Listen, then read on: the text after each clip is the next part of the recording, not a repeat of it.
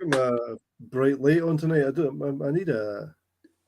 I need to get some. I need to get a better laptop. My camera's really poor.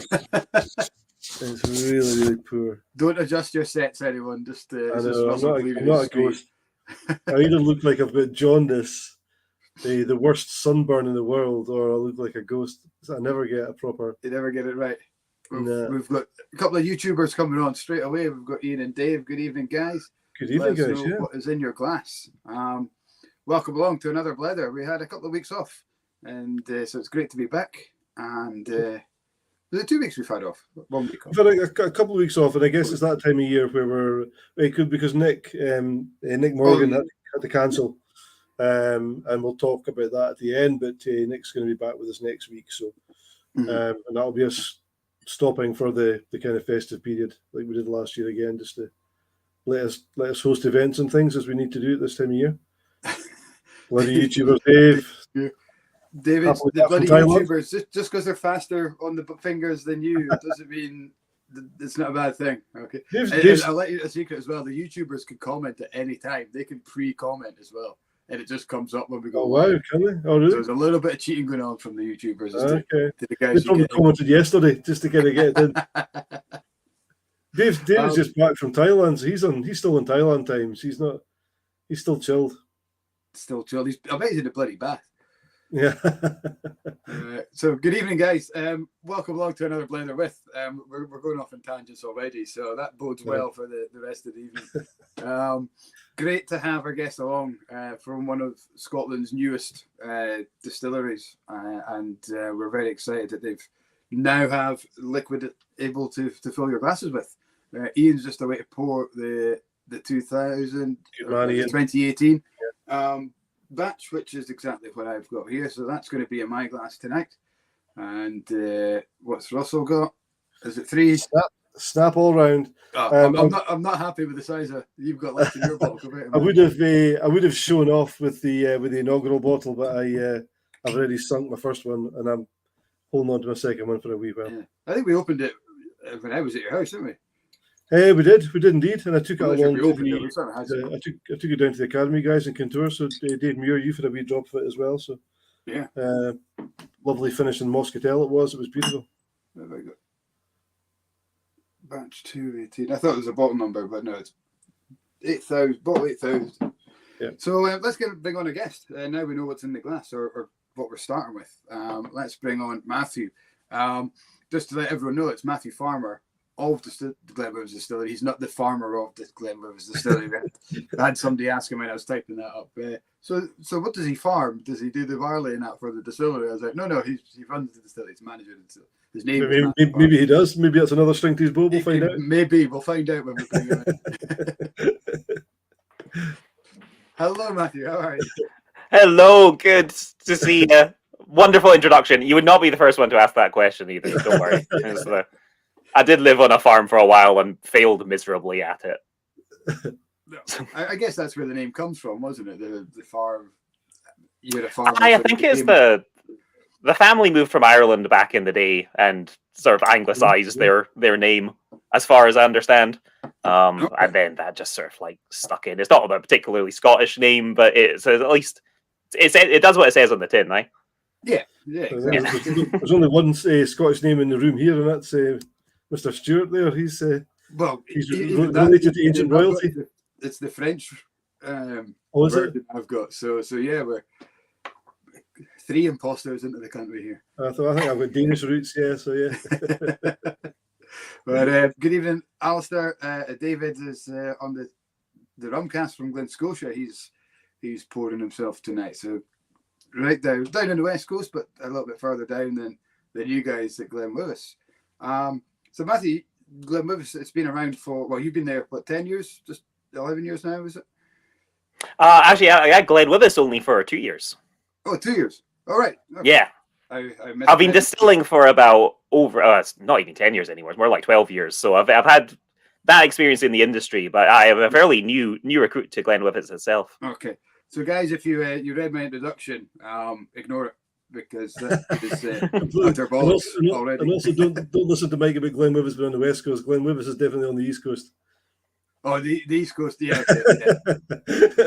Yeah, the East Coast of the west part of Scotland. Yeah. Yeah, I suppose you could say Campbelltown's on the East Coast then, because it's on the east of the east of the peninsula, is it? Okay. Oh god, Yeah. people are turning off right now. That's just Yeah. We're not here for a geography lesson, guys. Come on. Yeah. So first and foremost, Matthew, what's in your glass? Are you having a dram with us tonight? So I will say I'm a bit under the weather, so my dram is a hot toddy. But I had Benriach Smoky 10. Nice. Something that I have to say that I'm ashamed to say that I've never tried before. And it was really just I've been really interested in the things that they're doing. We just had a cask delivery at Glenwyvis today, stocking up on all the last casks for our 2022 sort of cask wood policy. And sure enough, we brought in virgin oak, we brought in rum casks, we brought in first fill bourbons. We're planning our peated run right now. So when I saw the cask makeup of this one, I was just like, I have to try that. And a really reasonable price as well. So I don't feel too bad putting some lemon juice in there and going to sleep in a few hours. The best hot toddies are made with the best malt, so you've got to. I'm pretty sure Rachel would agree to throw it in a wee cocktail, especially for medicinal purposes. I love that when the smoke comes through, when you add the hot water and the smoke just comes through and so it sort of like lingers in your nose and stuff. It just sort of it does clear you out, it freshens your head, and it just it's a nice way to enjoy it for sure. Yeah, and it's refreshing as well to see that you've gone for another distillery. I mean, a lot of people come on to our Blethers and they're quite keen to focus on brand, but as we explained to you at the start, we will talk about Glenwyvis, and the guys at home, please feel free to ask any questions on Glenwyvis. But what we want to learn about is Matthew Farmer, the distiller, the drinker, the person. So it's a nice to see that. I'm happy to be the fanboy. Mike, I've got my Glenwyvis glass. I've got my Glenwyvis gin. So I'm happy to be the fanboy. You're a brand pimp, aren't you? I should have sent you the t-shirt before we came on. You should have. Yeah. We'll just Photoshop. We'll do it in post. Badge on. So what got you into the industry, Matthew? So I mean, mine's a bit of a weird. So I'm sure everybody seems to sort of get into the industry in a weird way. You either fall into it, or it comes to you, or just sort of like something happens and it snowballs out of control. Mine was, so I always start my story by saying I'm born in Scotland. It feels a little bit defensive when you hear my accent, but my family moved around a lot, so I kind of consider West Coast of Scotland kind of where I grew up. But then my dad was in tech, so in 2001, I was 14 years old. So somebody's doing the math already. But my dad got offered a job at Microsoft, and it was just one of those sort of like too good to be true opportunities. Yeah. We went from Aberdeen to Seattle, America. We were supposed to just go for, like a visa, I think was like 3 years. So we're going to go for 3 years and see what happened. And then 2001, certain things happened in America that affected immigration, and basically the country just locked down, and we were stuck there pretty much for 8 years. And by the time we were 8 years in, I'd already been to high school and started college there, and next 20 years, just sort of like growing up in Seattle. America was a bit weird because there's obviously like a huge distilling industry in America, but it is pretty much located to Kentucky, Tennessee, Indiana. Like there's only a few states really that had a big distilling industry. So in a lot of other states, like Prohibition era rules for you're not allowed to do it. It was just sort of like a blank no. And in Washington, especially where Seattle is, it had been illegal until 2008. And then the craft beer industry sort of had made a lot of people a lot of money, I think, and craft distilling was going to be the next logical route. Yeah. So people went, lobbied, got craft distilling legalized in Washington, and then it just exploded. I was a chef at the time, and as a result, kind of like a hobbyist drinker, let's say. I think there's less drinking in the whiskey industry than there is in the restaurant industry at this point. And being Scottish, like I sort of had this sort of, I would almost say like a kind of homesickness kind of thing for single malt whiskey. Like Scotland doesn't export a huge amount, so when you're stuck in Seattle and you get really homesick, You can either buy a tin of Walker shortbread, or you can buy some single malt whiskey, and or an out of date iron brew from an import shop somewhere. No iron brew in there then. The orange coloring in iron brew is illegal in America. It's banned, isn't it, in America? Yeah. Aye. Yeah. But then the coloring that they use for Cheetos is banned in the UK, so you can't get American colored Cheetos over here either. So it's just two different types of orange. I was like, does he just swap? So it was it was just distilling whiskey that was illegal in Seattle, then, not in Washington State, not actually buying or drinking it. No, so it was a control state, so the government sort of controlled buying and purchase of liquor until it was privatized. And that was always interesting, because that essentially meant that all your liquor stores were run by the government, which meant that all the whiskey that turned up there was sold at retail price. Yeah. So you would find sometimes sort of like, I remember finding, I think it was a Kilkerran 12, the very first batch that they ever released. Like the stuff that just sort of vanished into thin air, and you'd turn up on an auction site for thousands afterwards. Like I just walked into a liquor store and I found it for I think it was $60. And it was just like, this can't be right. And it was like nobody else knew what it was. And so I think between my dad, we bought like 5 bottles off it and kind of stocked up on it. And it's simpler times. Yeah, I suppose as well with that kind of stores or shops, the guys, it might be very much like a Tesco's here, where it's just numbers to them. It's they don't understand the value, or they don't grab the concept like a whiskey drinker or a whiskey collector will. So it's just a scan a barcode and put it on the shelf kind of idea.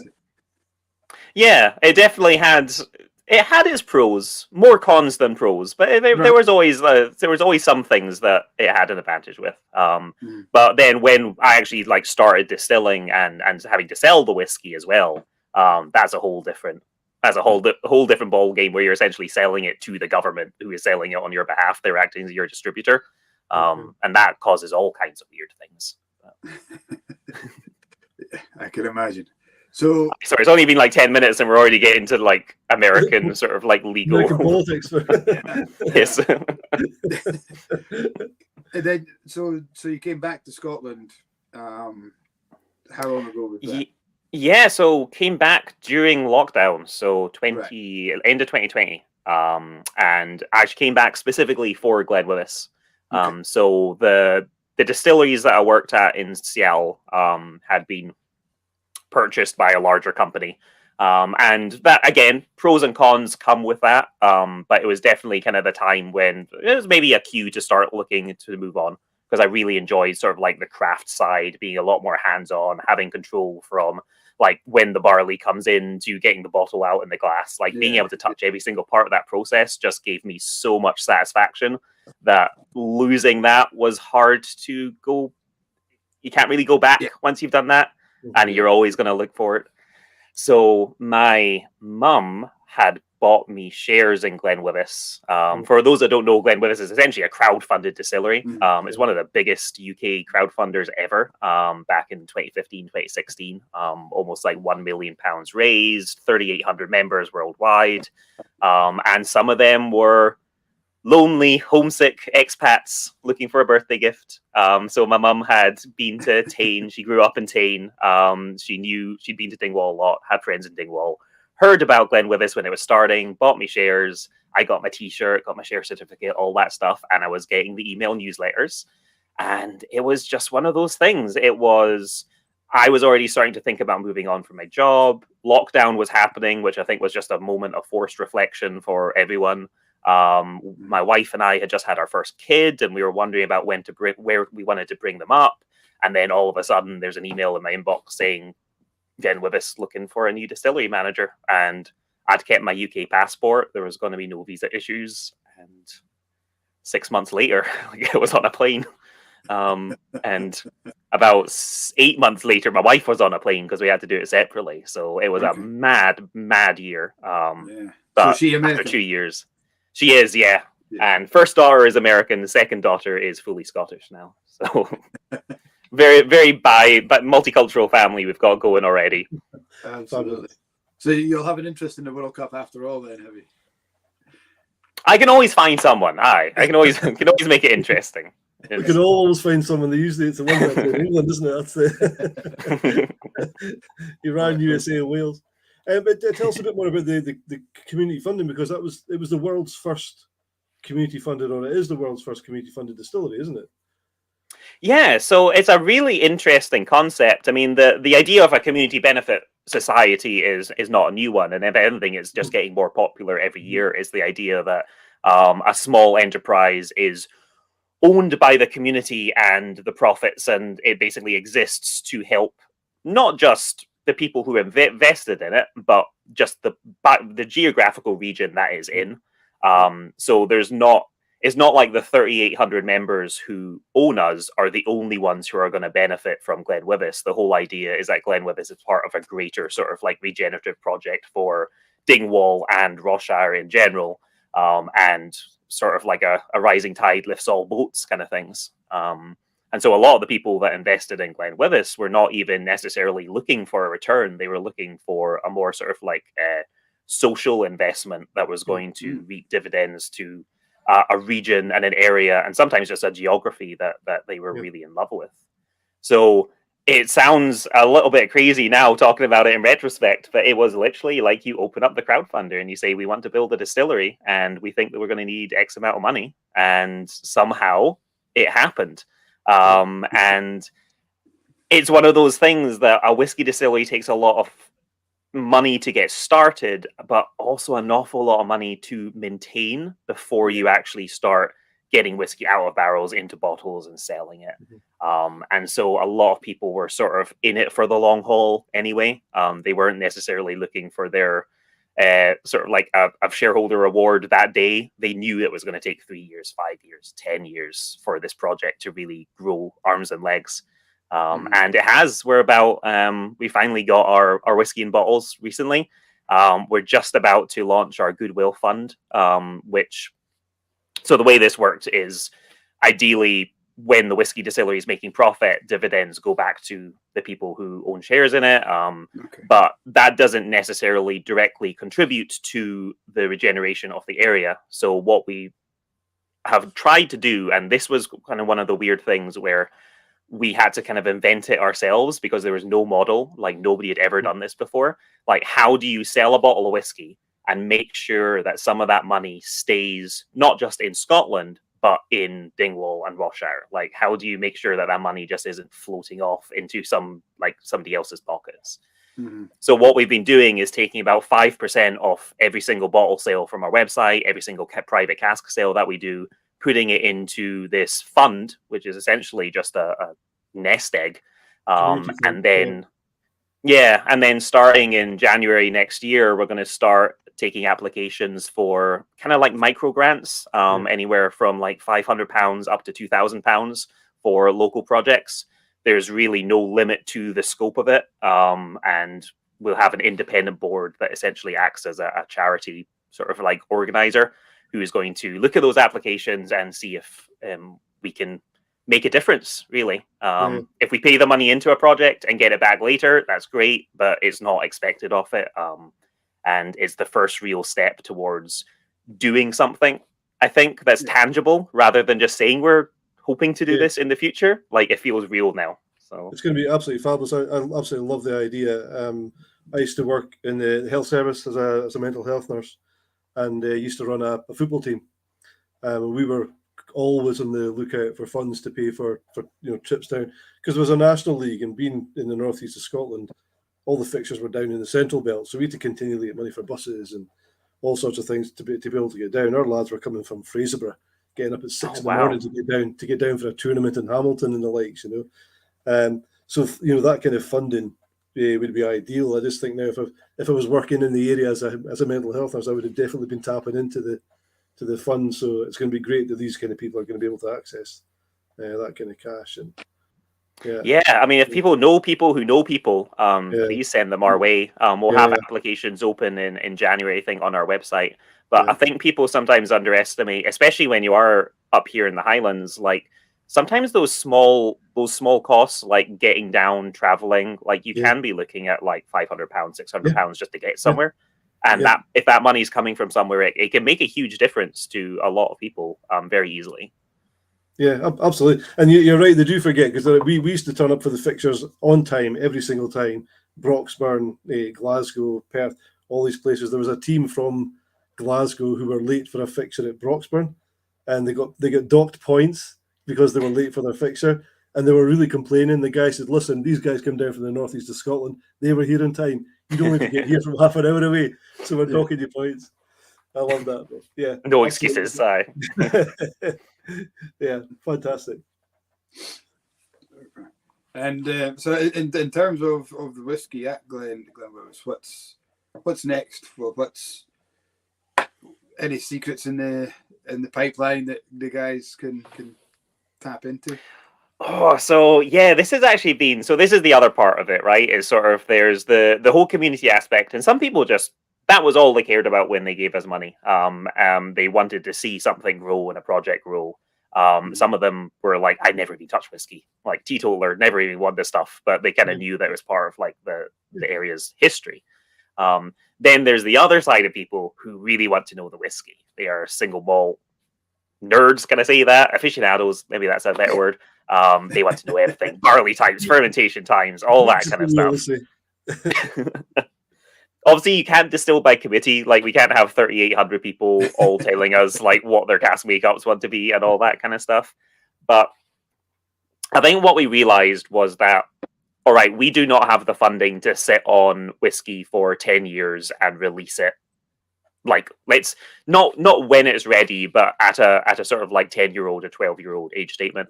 The way that the community funding works is that we don't have this sort of like 10 years of funding lined up. Like, this bottling kind of pays for the next few bottlings, which pays for the next few, and it sort of like feeds into each other. So we were looking at doing fairly young whiskies, like fairly early, and sort of like trying to ramp up from there. And our production's not big. We only make about 50,000 LAA a year. To put that into perspective, that's maybe like 300 casks a year, maybe 400, depending on the cask types and your filling strengths, but it's not a huge amount. So we have very small quantities to work with. And a lot of people were looking for sort of like a traditional style of single malt, especially in the area that we are. That Eastern Highland region has such a huge heritage and such a long history with single malt whiskies that you're just by being in the geographical area that we are, it feels a little bit intimidating.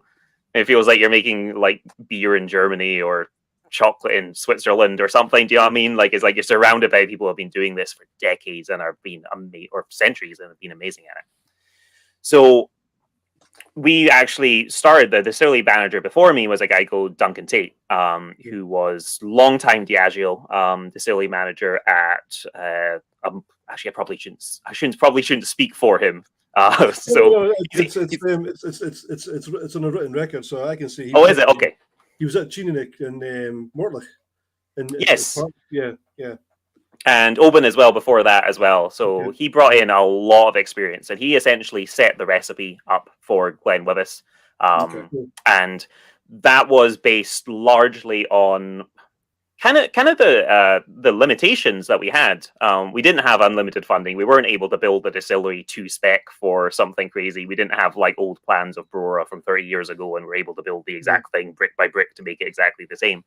So you have sort of like 6 washbacks. You have a tiny little half-ton mash tun. Half-ton is in sort of like 500 kilos, like very very small mash tun. It's 4 scythes. It looks like a toy almost. It looks like somebody just took the engineering like the engineering drawing and just said like divide by 2 and just everything shrunk down. But it's kind of cute, if I do say so myself. It's really fun to work with. But that obviously like feeds into like these really small wash still. It's like 2,500 liters. Our spirit still is 1,700 liters. Which I think that would have been, I see Duncan Tate, the legend from Hamish. Standing on the shoulders of giants, literally. Absolutely. Man is very large. Was the small mash tun by design? I mean, because I know I was at Ardnamurchan fairly recently, and their mash tun was completely dictated by the width of the bridge on the way to the peninsula. There was no way they could physically have taken a bigger one there. They just couldn't have transported it.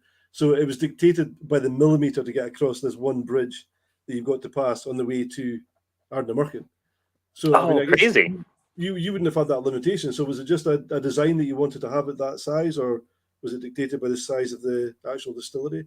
As far as I understand, the limitation was the funding that was available, because you were essentially looking to build a turnkey distillery. So the mash tun creates the size of the washbacks, and that creates the size of the wash stills, and that creates the size of the boiler that you need.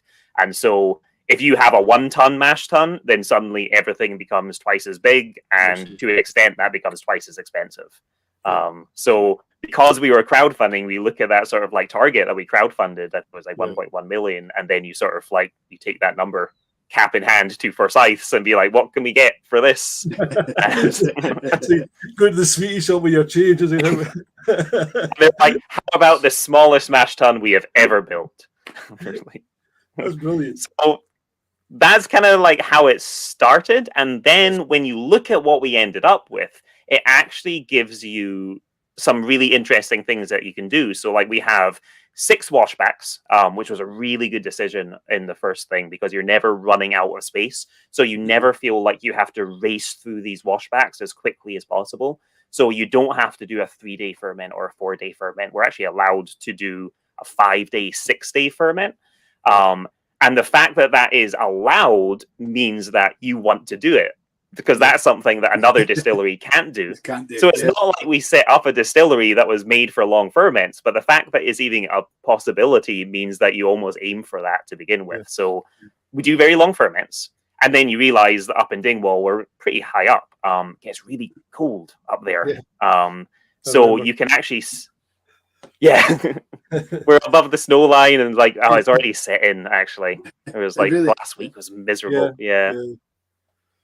We just got heat tracing installed at it, really, thankfully.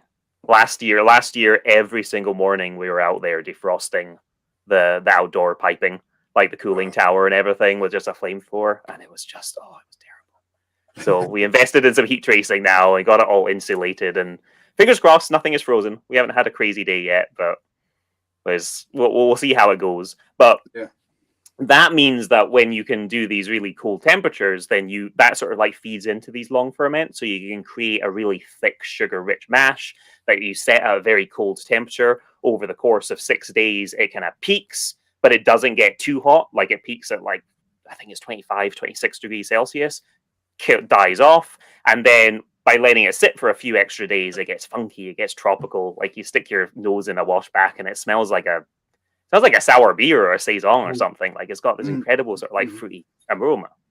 So now you've got like this really fruity wash that you are putting into like these really kind of like squat small stills. Like, again, maybe this is financing or just the footprint of the building, but we don't have crazy long line arms or big swan necks. They don't go particularly far. We have shell and tube condensers. So it's basically short, dumpy, quick, fast, hot distillation. What that does is brings along a lot of that funky, fruity flavor, but it can also bring along a lot of tailsy, faintsy flavor as well if you're not careful. So we have to take a very short spirits cut. So we make this really fruity wash, but then we have to take a really fine hearts cut out of that to prevent the extra funky stuff from coming out. Then that means you've got this sort of like really crisp, kind of like green apple pear drop. I think we described it as sherbet fizz sometimes, just like this incredible kind of like really clean, fruity flavor to it, but also with the nice clean thing that you would assume from sort of like a nice single malt with the sort of like grain in the background as well. Maybe it's complete accident. Maybe it was sort of masterminded from the start. Maybe it's just sort of like what we could afford with what we've got. But over the years, we've sort of like worked out what can we do that makes us different from all these other distilleries, and really sort of like focus in on that. I guess way back in the day, that's how distilleries were built. They didn't have a a profile to go with or anything, and they just built what they had, and that became their style, their character over time. So you've kind of, look at it. I have to imagine so, right? Did anyone make the very first peated whiskey and go like, "Oh yeah, that's great"? So, and everyone else is copying that, yeah. So it had, I think you sort of like distilling is maybe sort of like some happy accidents. That then, if you have the foresight to realize that can actually be something really special, you can sort of like capture that and work out why is that special, and then feed into that. Yeah. But as Mike says, I guess that's the way that whiskey would have been made initially. I mean, a lot of flavour was made by accident, and you see you're now surrounded by giants. I mean, you've got Glenord, you've got Chinook, you've got Glenmorangie, you've got all these big guys round about you. But you're able to sit there as a little guy and actually almost reinvent. They're kind of stuck. As much as their whiskey's fabulous, they're stuck to their profile. They have to continue to churn out what they're. So they're like I guess they're almost like a big tanker. If they were to change direction, they would have to plot it over a long period of time. Whereas you're like a smaller boat, and you can kind of guide your way through whatever you want to actually do, which is fabulous. I was reading also about your experimental weeks. So is that something you still do once a year then? Yeah, actually moving on to twice a year, I think, if we can manage it. Obviously, with limited production, like 1 week for us is actually it's taking quite a lot out of the nest for an experiment. But I think that's kind of like you say, because we're a little bit smaller, we can do kind of things like that. Yeah. So yeah, we just fill a bunch of different cask types. I mean, we know where every single drop that we make is going to go into a single malt Glenwyvis bottling, really. So we don't have to worry about blends or building up stock or anything. So that means that we can go out buy a bunch of different cask types. We don't really consider that stock now. Nicely done. I can't even send you any. I can at least find you another bottle. Sorry, carry on. No, it's I've almost lost my train of thought now. You were just talking about the experimental stage, So yes. So we don't really consider sort of like casks to be experimental because we do that all the time anyway. Yeah. If anything, that's kind of the fun part about not having a set recipe. Like you say, I mean, if you're making sort of like, let's say, a Glenmorangie 10 or something, like you know that you need X amount of this type of barrel, X amount of this type of barrel, X amount of this type of barrel. Yeah. Obviously, it's a lot more nuanced than that. You're not just doing it to a spreadsheet. Making a consistent product on large scale is an art in and of itself. I don't want to disavow that. You can tell I've said this before. But be able to, when you don't have that recipe, I can just be like, you know what? Let's fill 10 rum barrels. Let's fill 10 cognac barrels. Let's fill 10 sherry butts. Let's see what happens. And then it all comes together at the end, which is why our cask makeups are so weird and because our vintage style releases are going to change. Yeah. The experiment kind of freedom to decide that. Yeah. Until I don't. Yes. As long as I keep on doing a good job with it, I think I probably have the freedom until something goes horribly wrong and then it will be taken away from me. So, are you able to do? We were talking to Nick Ravenhall from Holyrood a couple of weeks ago, and they were talking about all the experimental styles of new make that they have, and they've got a ridiculous amount of different kinds of new make that's sitting about all over the place. Is that something you're able to experiment with as well in terms of? Yeah, so for us, we don't necessarily have the luxury of slowly dialing in over the course of experiment. So it has to be a bit more of a sort of like gut feeling where we have a week lined up and we're like, let's just try this. I don't know if it's going to work, but if we don't try it, we won't know. Mm-hmm. So for instance, I came from the bourbon industry and there's a lot of parallels, but there's a lot of differences. And a lot of that does come down to cut points. In America, because it's usually so hot, when whiskey goes into the barrel, more water evaporates than alcohol. So the alcohol percentage goes up in the barrel. In Scotland, more alcohol evaporates than water because it's so damp in the air. The air is saturated with water, so the alcohol content goes down. So in Scotland, what you typically do is you distill at quite a high percentage. I think we average about 70% by the time we've taken our hearts cut and average it all out. So you get your high proof stuff and you fill at 63.5. You get your high proof extraction from the barrel. And then as the alcohol evaporates, you get sort of like the lower extraction coming out as well.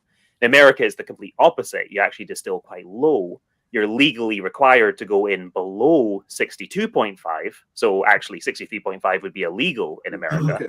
Okay. So you get your low extraction first, and then as the alcohol content goes up, it becomes higher. So the very first thing that I did when I came in was like buy a bunch of virgin oak casks and do sort of like a bourbon style cut point. Okay. We're obviously never going to be able to hold on to that for 20 years because it will keep on dropping and we could hit that 40% if we're not careful. But just to see what it's like, the flavor profile has to be something. The new make was super bready, super yeasty. It was really fun. So that was like a really fun one to do. We did a peat week, kind of like the first time we've ever brought peat in. I know that's not particularly experimental, but for us, it was quite a big thing to bring an entirely different type of flavor barley. Over Christmas this year, we're going to try and do some. We wouldn't be the only distillery doing this, but essentially fill up our washbacks, use a different yeast, maybe like a cider yeast or a saison yeast or something, and let it go over the 3-week Christmas holiday, and then come back and distill it in January. Fill that into the virgin oak, see what happens. The limited time that we have means that our experiments are usually kind of like, they're kind of fun. They're a little bit more funky. And they're not particularly scientific. Like we don't distill the new make and then go like, all right, we're going to tweak this little variable. We're going to tweak this variable. Next year, we're like, let's do something completely different because we don't get to do this very often. Sounds fun though. That was a long answer to that question. But absolutely perfect. Yeah. It just shows you how exciting a project it is. And you can sense the enthusiasm you have for it as well, which it can be quite it's the one part. Like a lot of the job sometimes can just be in, and you've just got to keep all the equipment running. You've got to make the same thing that you've made last week and the week before. So the time when you get to sort of like shrug off the reins a little bit and just try something it is infectious. Like I think everybody at the distillery just sort of gets a little bit like, ooh, this is fun. I guess it's also important in terms of, you were talking earlier on about having a USP and being able to do something different, and that's where you will be able to do something different in time. I guess release some of these and completely different offerings for people to taste and try. It's like what makes Glenwyvis different from all the other distilleries. It's something that we've struggled with a lot, getting that messaging out. Even if you look at our packaging and the stuff on the bottle, like I don't even know if it's particularly clear right now. I mean, if we run into people, we're sort of like, we usually have to do the explanation quite a lot before it kind of clicks for people. And when they get it, like it's people, you can see their eyes sort of light up and they get into it. But I think once we have a few more of our vintage releases under our belt and people realize that, oh, this is 8,000 bottles or something completely different, and this is 8,000 bottles or something completely different, I think they'll start to maybe get it a little bit more, hopefully. Yes. Yeah, I'm sure. And I suppose, the kind of interesting side of not having that core kind of expression, that core range, is that people will say, well, maybe that one wasn't for me, but this is something different. I'll give it a try, and they'll keep coming back and trying it, and so it keeps it open, keeps an open book for it. You haven't got that house style that somebody's going to taste and go, gosh, I don't like that. But that's the only whiskey they do, so I'm not going to go back to it. Yeah, and then you run into that hard balancing act. Is like, okay, if you're doing that, but then how do you make sure that all Glenwyvis sort of like shares a similar DNA as well, and you're not just completely changing it? And that's something that is a constant struggle, I think. I think what we are kind of leaning towards right now, and again, this could potentially change like next year, 2 years from now, is that we've actually been putting in some refill hogshead into all of our casks. The inaugural had a little, I think it was 5% refill. This one actually had 15% refill. Is that right? Gosh, I'm working on number 3 right now. 15, so. 15, okay. 5% in the first one. What was it, 15% Moscatel in the first one? Yeah. This is 15% refill in this one, So then when I was talking about sort of like that really unique fruity flavor in our new make, that really comes out the most in those refill barrels because there's no oak influence. It's almost like being able to add 3-year-old new make in there. And if we can keep that as our little signature, like if people like that appley fruity note, and we can just keep on adding a little bit of refill into every release and then changing what you would call like the specialty cask, like maybe this one's rum, maybe this one's sherry, maybe this one's Moscatel, and keep that DNA, but keep the flavors exciting as well. it sounds good when I say it out loud, but Yeah. actually making it happen is it's a lot. There's a lot more between now and the next release that has to get sorted out before we can talk about things concretely. I guess it's that balance of having consistency plus innovation, isn't it? And that, you're looking for that kind of.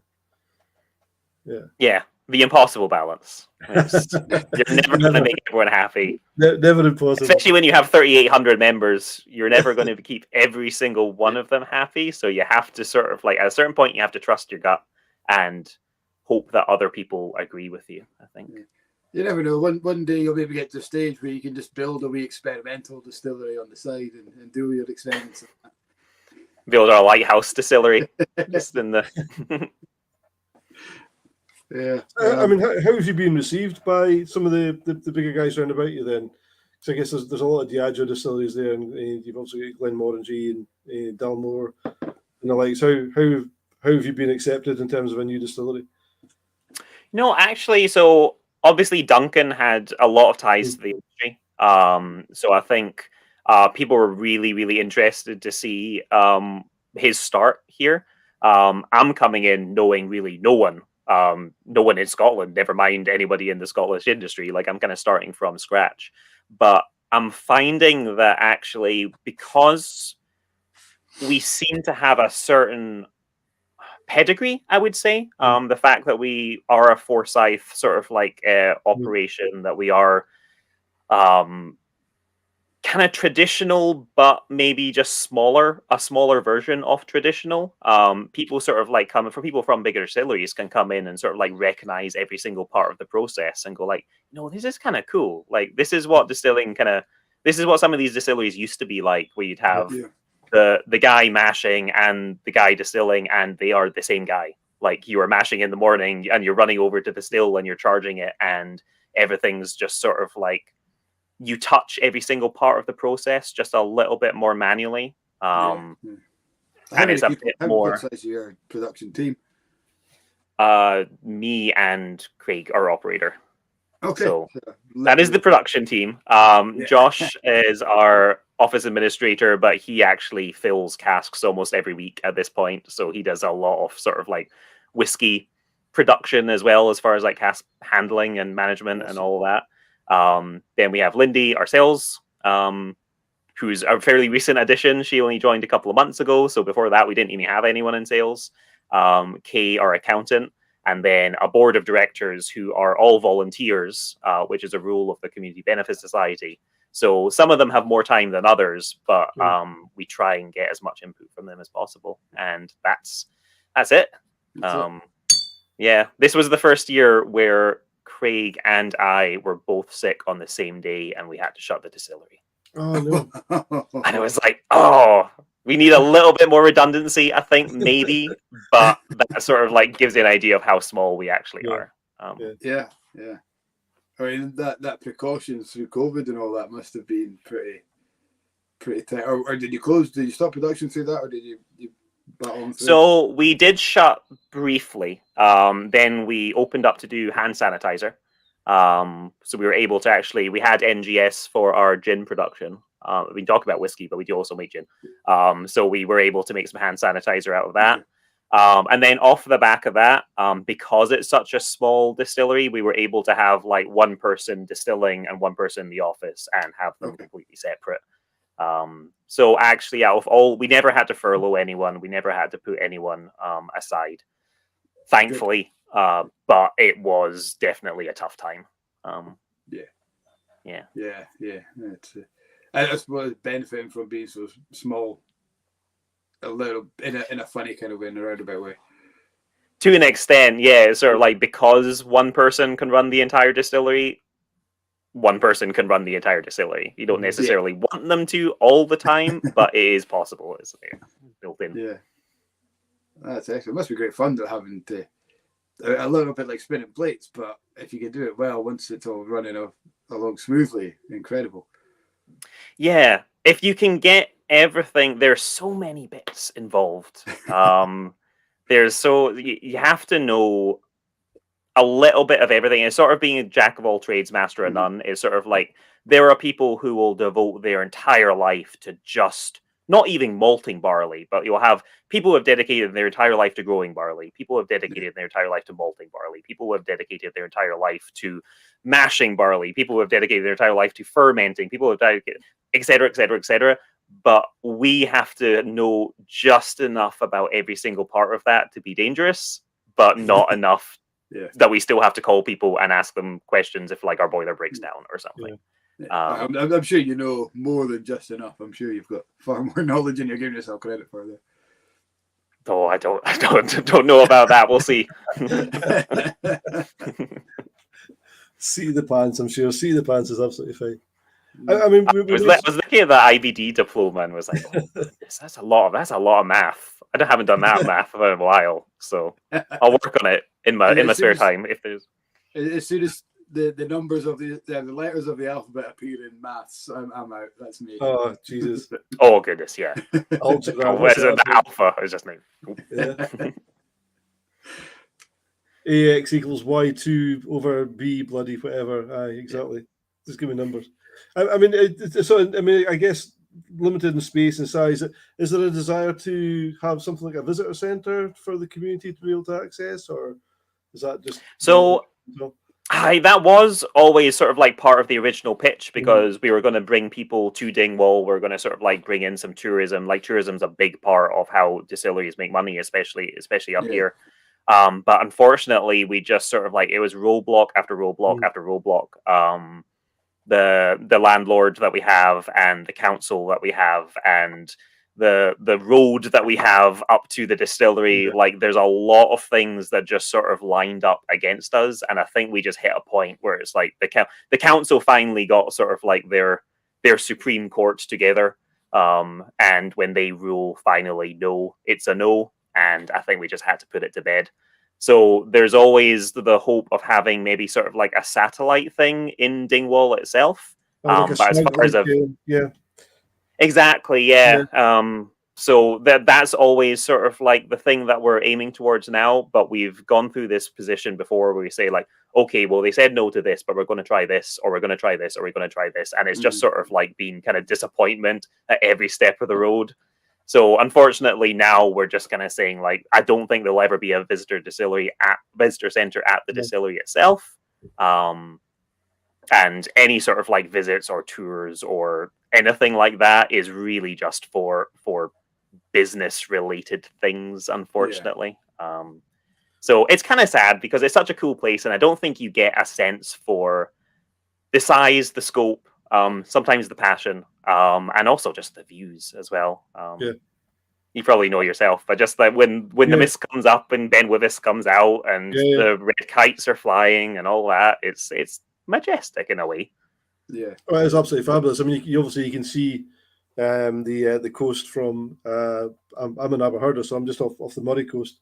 So on a nice clear day up in the Murray coast, you can see right across the Murray Firth up towards Glenwyvis and things, and just a fabulous area. I was going to say, we always say that we leave sport and politics out of any kind of whiskey conversation, but just a little dig at Highland Council.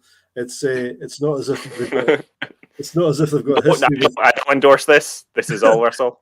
This is all me. But no, it's not as if they don't have history anyway. I'm historically looking at Callum's Road on Rassay, that they would never actually adopt or make any. If you know the history of Callum's Road and Rassay, Highland Council were quite poor in the way they dealt with that. But yeah, no, a snug in Dingwall sounds absolutely fabulous. Actually, Speyside have got that in Aviemore.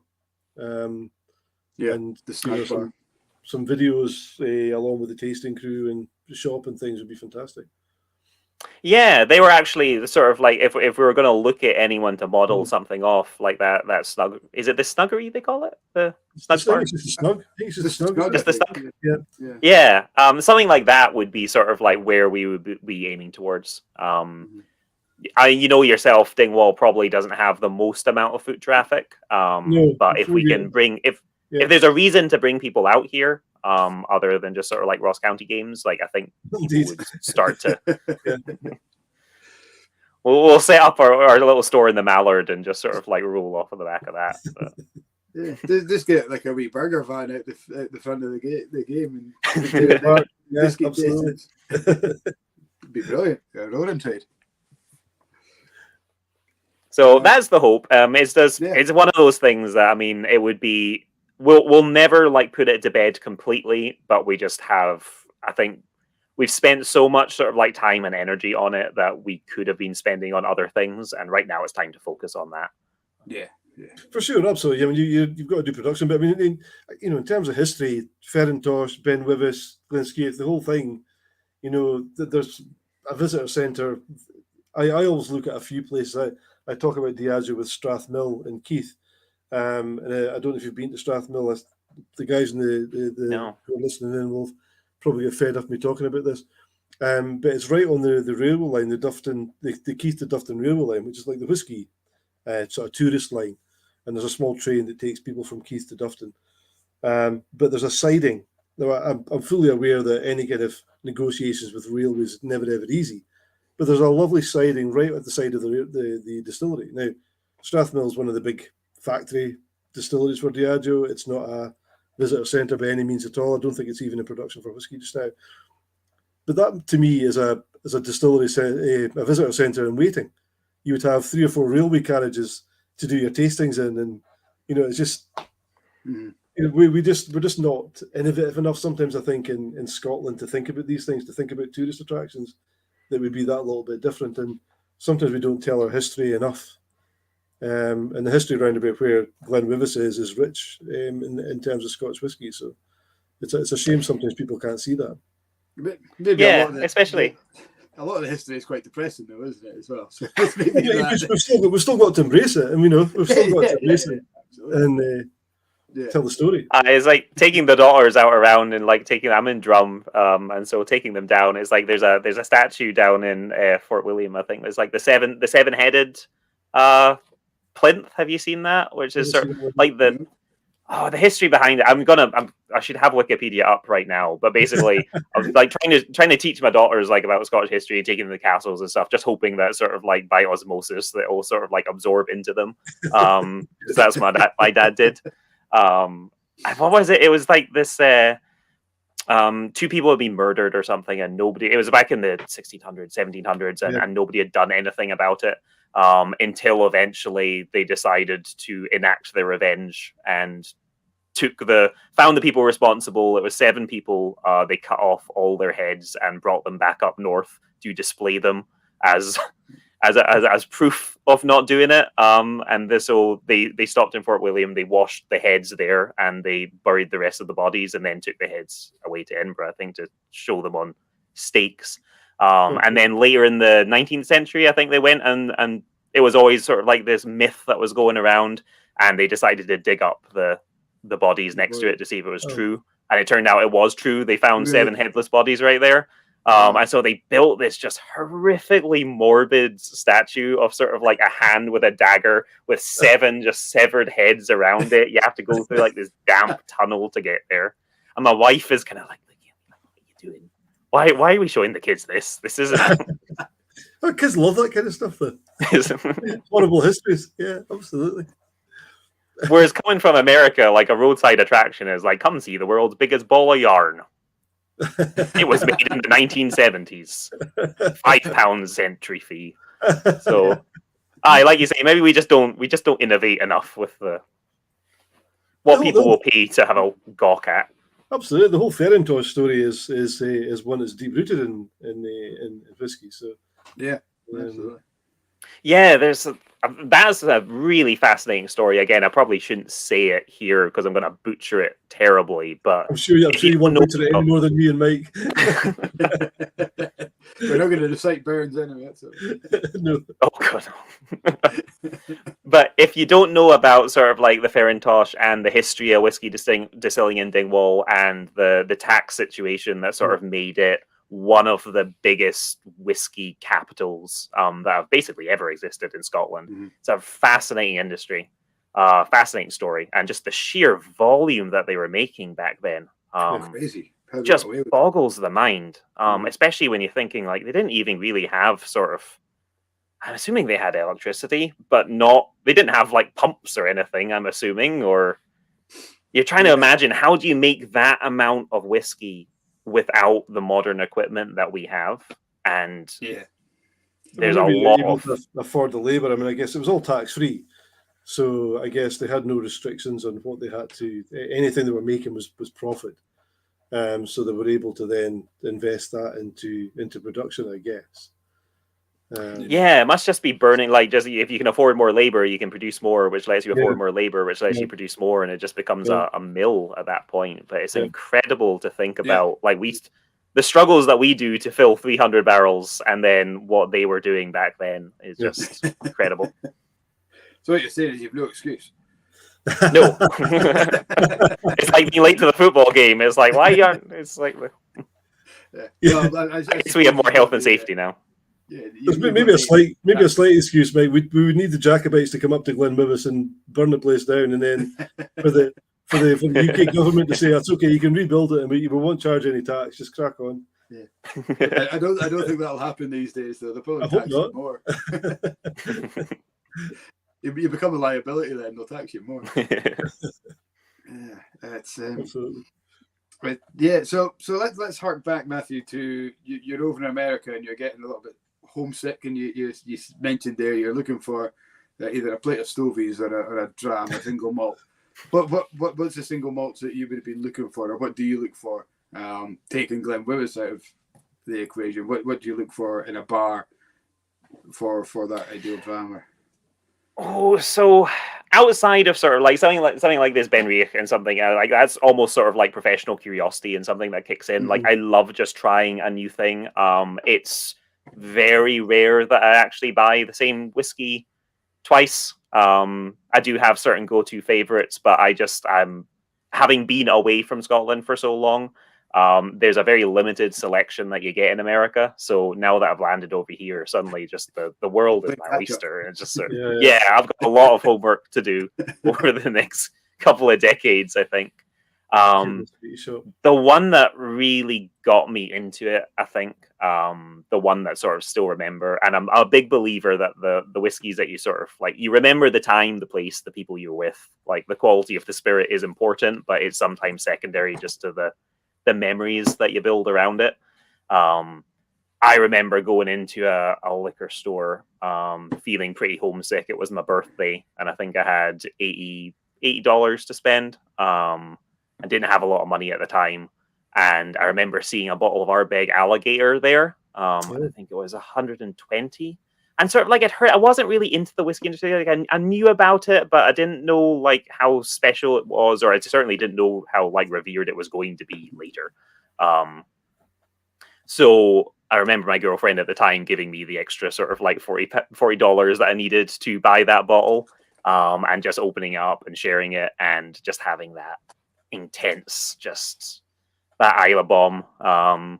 Growing up on the West Coast, we were on a private estate. Actually, probably not too different from where you were up in Strathcona. I don't know if it was. Yeah, so we were on something very similar to that, where it was sort of like we had our own water system and everything, and it was all filtered through peat bogs. And every once in a while, where on the West Coast was it? So it was a place called Ormsbury. Okay. So if you're going down Kintyre, so baby, if you hit Loch Gilphead and you're going towards Tarbert, if you actually just take all the way out to Achahoyish and to Ormsbury, that's kind of where I grew up. My dad was on the fish farm, and my mum worked in forestry down there. So it was one of those things where, like, I think it was Lord Lithgow owned the estate and all the houses. And so we got to live on one of the houses on the estate while my dad worked at the fish farm. She worked in the office. I went to school there. And it was all just sort of like privatized. And so every once in a while, the water filtration system would break there. And so my mum would be running like my warm bath, and suddenly it would just turn brown, and the entire bathroom would fill of just sort of like peat reek. I remember that well. I was one of the few people that was like opening up a bottle of Ardbeg and being like, "Oh, I remember when I was 6 years old." I was like, getting that sort of like sense memory of home. And I think that's just when it started clicking for me. It's like sometimes something tastes like a place. And that's a big thing that I'm into. If you can link a flavor with a place, or even sort of maybe a time period, that becomes just so much more impactful for me. So something like the Ardbeg Gallery Gator will always have a soft spot in my heart. My wedding whiskey was a Talisker 18, I think. I don't. That was it, I think. I know it was it. Yes. Pay a fortune for one of them now. That was sort of like the most that my wife would let me spend on. It was like she got to spend this amount on her bouquet. I got to spend this amount on a bottle of whiskey. Excellent. Trying to make the prices just kept on going up and up on both sides. They were very nice flowers as well. But what other ones kind of really stick out for me? I mean, in terms of you're obviously a huge peated fan, so I mean, are we to look forward to a peated? I mean, I know you've got peated whiskey there, so are we to look forward to a peated release? Because I'm aware that a lot of those casks will have been purchased by individuals as well. I did look into looking at a firkin. I think at one point it was probably about as much as I could have afforded. I never got much further than thinking about it.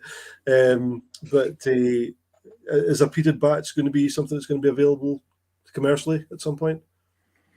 I think it'll be a very, very limited release. Okay. Whether or not it's a single cask or whether or not it's a very small batch.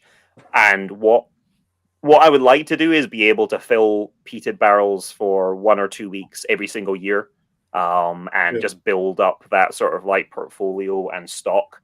But it's not going to be part of sort of like what you would consider to be Glenwyvis's DNA, I guess. It will always be sort of like a special kind of like experimental version of it. Even if it turns out really good, like Glenwyvis in my mind and kind of in my heart is sort of like unpeated, floral, fruity Highland Scotch. And then the peat is sort of like us taking advantage of the more sort of like modern innovations and being able to do things that we wouldn't otherwise be able to do. Take advantage of Bairds and Inverness and their peated history and all that. So it will always be small, it will always be limited, but it's something that I want to invest a lot of time into as well to make it as good as it can be. And so, just to divert a second, Dave, I saw Mike was trying to answer the question. So Dave Fackerson asked if there was if we had any of the batch one for sale. But Dave, the batch one was never on sale to retailers. It was all bought up by the community fund, I think. Is that correct, Matthew? And there was a tiny amount, but I think 99% of it was as a shareholder reward, essentially. If you crowdfunded us back in the day, you could either choose a bottle of gin now or a bottle of whiskey in 3 years when it was ready. And that's what I did. I paid for my 2 bottles of whiskey like 3 years, to the extent that 2.5 years in, I was starting to think, is this a real distillery? You paid for it 3 years in advance. You're like starting to think, wait, am I really going to get some whiskey here? But I did, and it was fabulous. But it was very much part of the crowdfunding, Dave. So it wasn't actually available. But the batch 2 is, and it's a great drop. So definitely recommend that you buy it for sure. Oh, thank you very much. Yeah, I would say that because those first bottles went to crowdfunders, like there was about 6,000 bottles eventually went out. So a significant amount, and they pretty much all landed somewhere within the IV postcode. So you probably will be able to find somebody who knows somebody who has a bottle who maybe doesn't know what it is. I've got one there. I've got one sitting there. It's, there it is. That was... That's the... Oh, yeah. Oh, for getting PTSD just from looking at that. That was one of those things where it's like, obviously, like the crowdfunder had started like before I was even part of. What was 2,000 bottles. There was the second round of crowdfunders got 20 CLs as well. So the first round got a full 70 CL bottle, and then our second round got 20 CL bottles, which those are actually kind of cool. Those are probably the only 20 CLs that we'll ever do. I just wish I'd bought more, because I drank the first one very, very quickly, and I kind of don't want to open this. I do, but I don't. You know what I mean? I will open it at some point. It certainly won't be getting kept or passed on. It'll be drunk at some point. I'll keep it for a special day. Oh well, thank you. It was as much as it was a reward for shareholders. Like we put a lot of effort into making it tasty as well. Like it was made for drinking. So Matthew, I like love. People on here know that I love a Moscatel finish, and the Glenallachie had an 11-year-old Moscatel 2 years ago now. The wood finishes. Yeah, would have been. Just... It was seriously my dram of the year, and I think I eventually I've bought about 5 or 6 bottles of it and drunk the lot. Wow. I do enjoy a Moscatel finish. So for my hometown distillery to their first release to have Moscatel, I was like, wow, this is meant. Yeah, all your dreams came true. Absolutely, it's just perfect. I'm definitely sending a T-shirt. Right. Like, you're doing a very good job. Dave, who was asking about the batch one, we did reply saying we've got the 2018, which is the one we're drinking tonight, which was the first commercially available, the one that retailers got. So I said we've got 3 of those left on the shelf, and he's just replied saying we've only got 2 now. So Dave snapped that one up as well. So brilliant. Thanks for that, Dave. Very much appreciated. So talking about your old home patch, and have you had a chance to go back then? Have you been able to take your kids down and let them see where you're from yet, or have you just been too busy since you got back?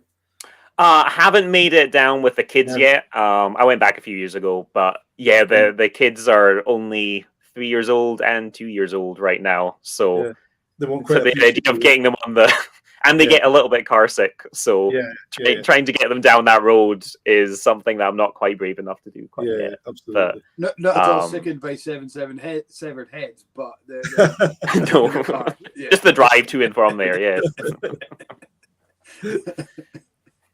But I would love to. There's so much out there, just the scenery and stuff as well. So it's kind of like, because I was a kid really when I left. Like it's not really like coming home. It's kind of like coming back to your childhood home, but you always view through kind of rose tinted glasses anyway.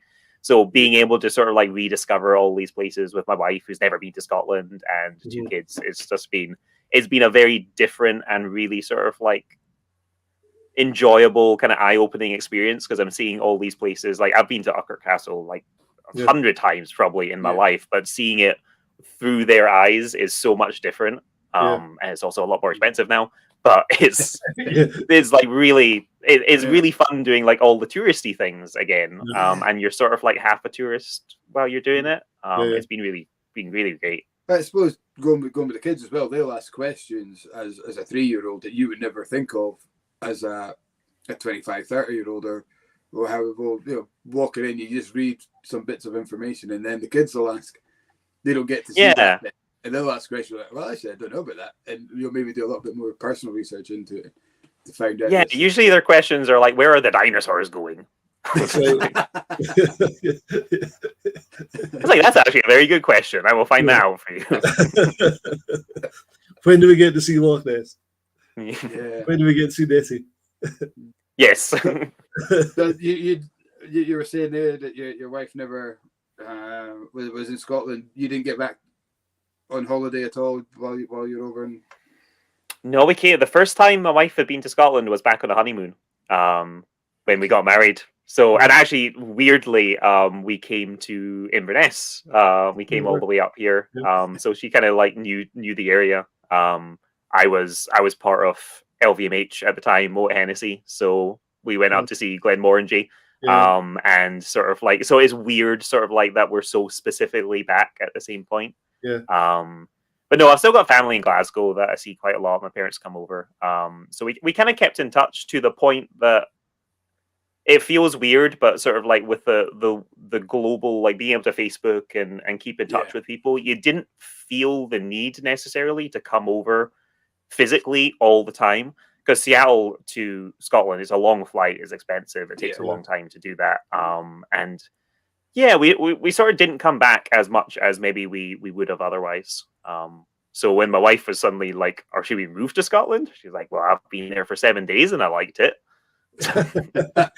I'll do. Yeah, we'll have it. Yeah. the other, how bad can the other 340 days come out? Sort of like, she lands in November and it's like dark at 2 o'clock in the afternoon.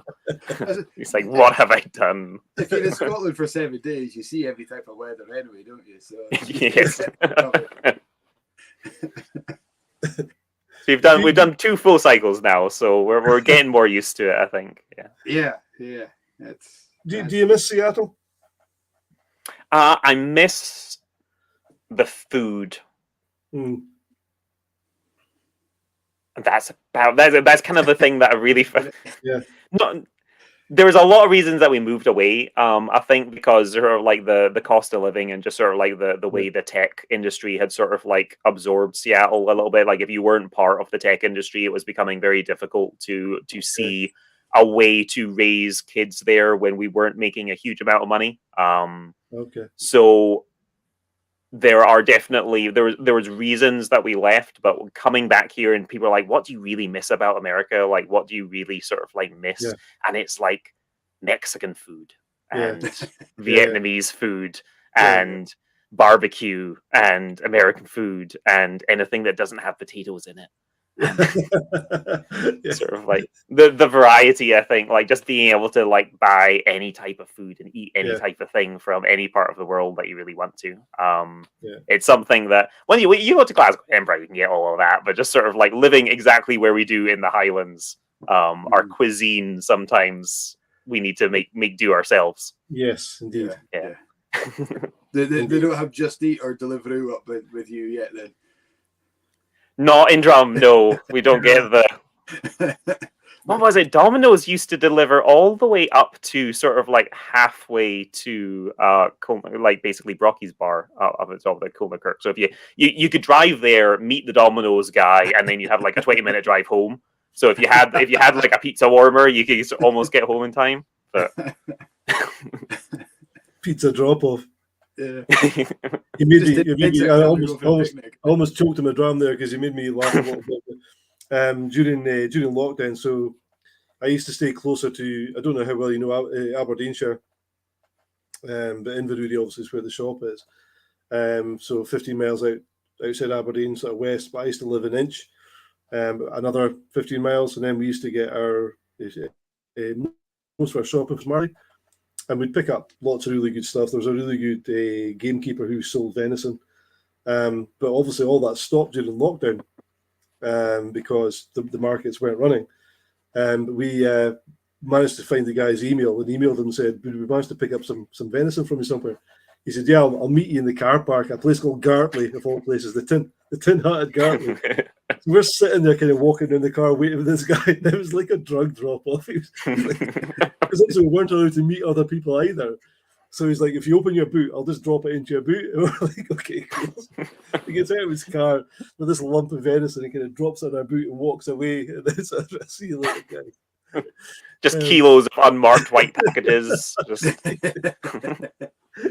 Like, seriously, guys, it's just venison. It's not anything else. Fantastic. Yeah, I think there's a lot of that going on, wasn't it? Secret meetings and you were walking the dog was an excuse to go and meet your friends and maybe have a pram around a picnic bench or something like that. We've got a question, Matthew, from Ian Bruce, who's also watching on YouTube. It seems to be a YouTube night tonight. Everyone's kind of very much asking on that. Come on, Facebookers. Let's get some questions in. Ian's asking, is Matthew excited with the new American single malt category gaining recognition? Oh yes, this is something that I could talk at extreme length on. So I will try and restrain myself right now.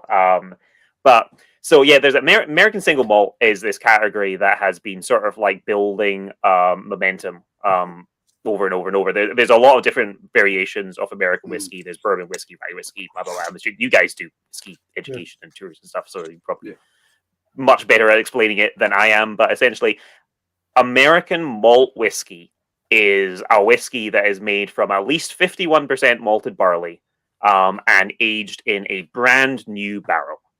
And that is about it. There's no age restrictions. It has to be a new barrel. You can't use a used barrel for American malt whiskey. So it's actually very, very different. And the word single means nothing. Single's just added in. It has no legal definition.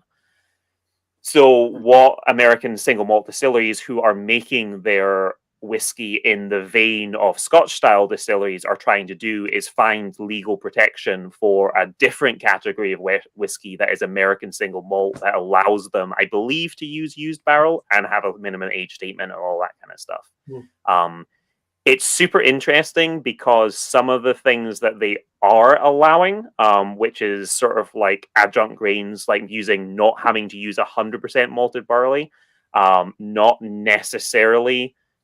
The American definition of a pot still gets a little bit weird because there's a lot of like Lomond-esque style like plates on top of pots, on top of plates, on top of pots, and double thumpers and all that kind of stuff. Like the definition of a pot still starts to get a little bit weird. Entry proofs get a little bit weird because of what we were saying about whiskey going up or down in the barrel and the cask, the aging climate.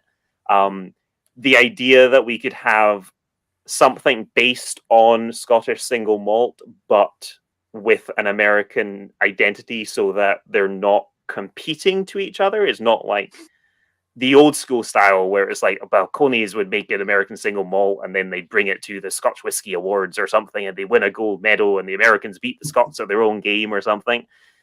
It makes a good headline, but that's completely uninteresting. Like, good job, you made Scotch whiskey in America. Like, why aren't you making American whiskey in America? Like, make something that tastes like the place that you're in. Use the things that are available to you. Don't try and just copy somebody else. The idea of having a sense of place and a geographic identity for an American single malt that is unique and special it could be really, really exciting because the rules right now are just so sort of like shoulder shrug that you could be making anything. But almost like tightening it up. Isn't it? The rum industry, exactly similar, where it's all kind of up in the air. Yeah, this is rum. Is it? Well, what's in it? Well, it's our version of rum, and that's it. It's like, it's glycerin and honey or something. It's like, but then the people who are really into rum, the people who have done their research, and the people that know the distilleries that they're following that make it like, let's say, traditionally or whatever, are super excited about it. And sometimes you can get that sort of infectious excitement for people because they want to tell you about this rum that they think is really, really good. And usually it is amazing. So if somebody can give you a bottle of American single malt whiskey and you know that it's met a certain level of requirement the same way that a Scottish single malt whiskey has, then it just everybody wins from that, I think. We've got Fraser on YouTube, on Facebook. Sorry, I'm not sure. He said it's basically a grain whiskey based in Scotch style in virgin oak, but I think you said the single malt can't be in virgin oak. It has to be in used barrels. American malt whiskey does have to be in a new oak barrel right now. So the same as right now it does. Yeah. Same as bourbon. Exactly. But some distilleries get around it in a weird way where they'll put it into a barrel for a brand new virgin oak barrel for 1 day and then dump it out into a used barrel. Yeah. And that still technically counts. Cask, but it only has to be drawn from a single cask. But that's recently changed as well, hasn't it? Right. Yeah. Okay. Although I will say the grain whiskey, you typically find that American whiskeys are distilled, even if no matter what they're made from, they're distilled at really, really low proofs. So in Scotland, when you talk about grain whiskey, correct me if I'm wrong, but you are thinking about 94.6, right? Yeah. Or lower. Yeah. But it's basically it's not neutral, but it's as close to neutral as you get before legally going into character. So I think 96% is classed as neutral. Yeah, it's kind of like your azeotrope or whatever. This is where I'm wondering if I can really pass the IBD course or not. I don't know. I've got no chance. I've got no idea what you're talking about. This is like a night I went to the pub years ago when two of my mates were really seriously into hi-fi. And they spent the whole evening talking in serial numbers. And I thought, what the fuck are you talking about? And this was like amps and speakers and turntables and all sorts. And I thought, well, I have no idea what you're talking about. So yeah, crack on me a 96%, guys. I don't know what you're talking about. Spend our time reading legislation from other countries about what whiskey is. Yeah. That's a good Friday night. I just like the term double thumper. So what's a double thumper? Because before we go any further, that's something you should have in the distillery at Glenwyvis because that goes great with the accent. A double thumper. Double thumper. Double thumper right enough with the rubber bumpers. Oh my god, I'm trying to imagine like all the Dingwall Gudges saying double thumper. It would be worth it in and of itself. So if you imagine sort of it comes off the first still. Let's imagine that's a wash still. It goes into another still that is not actually separately heated, and then it sort of condenses in there and is reboiled into a separate condenser. So it's almost like a pre-condenser, almost. Okay. So it's not technically a double distillation, because usually the thumper itself isn't separately heated or fired. Right. But what it does is sort of like collects it, almost like a cognac, I think, does the same thing.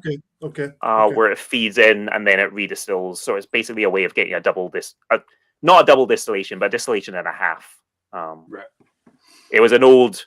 Nowadays, you would probably do it properly and set up like a proper double distillation, but it was a way for moonshiners in the back of Beyond to get an extra 10% ABV out of their bathtub.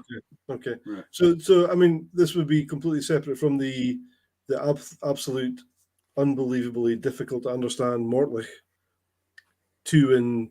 Oh goodness! I did not have enough time with Duncan to fully get that explained to me. There 2 was and 3 8s, or what is it? But yeah. I mean, effectively, what they do is they collect a certain amount of the spirit and put that back into the wash to run into the wash still again. It's the same. Springbank's 2.81 times distilled.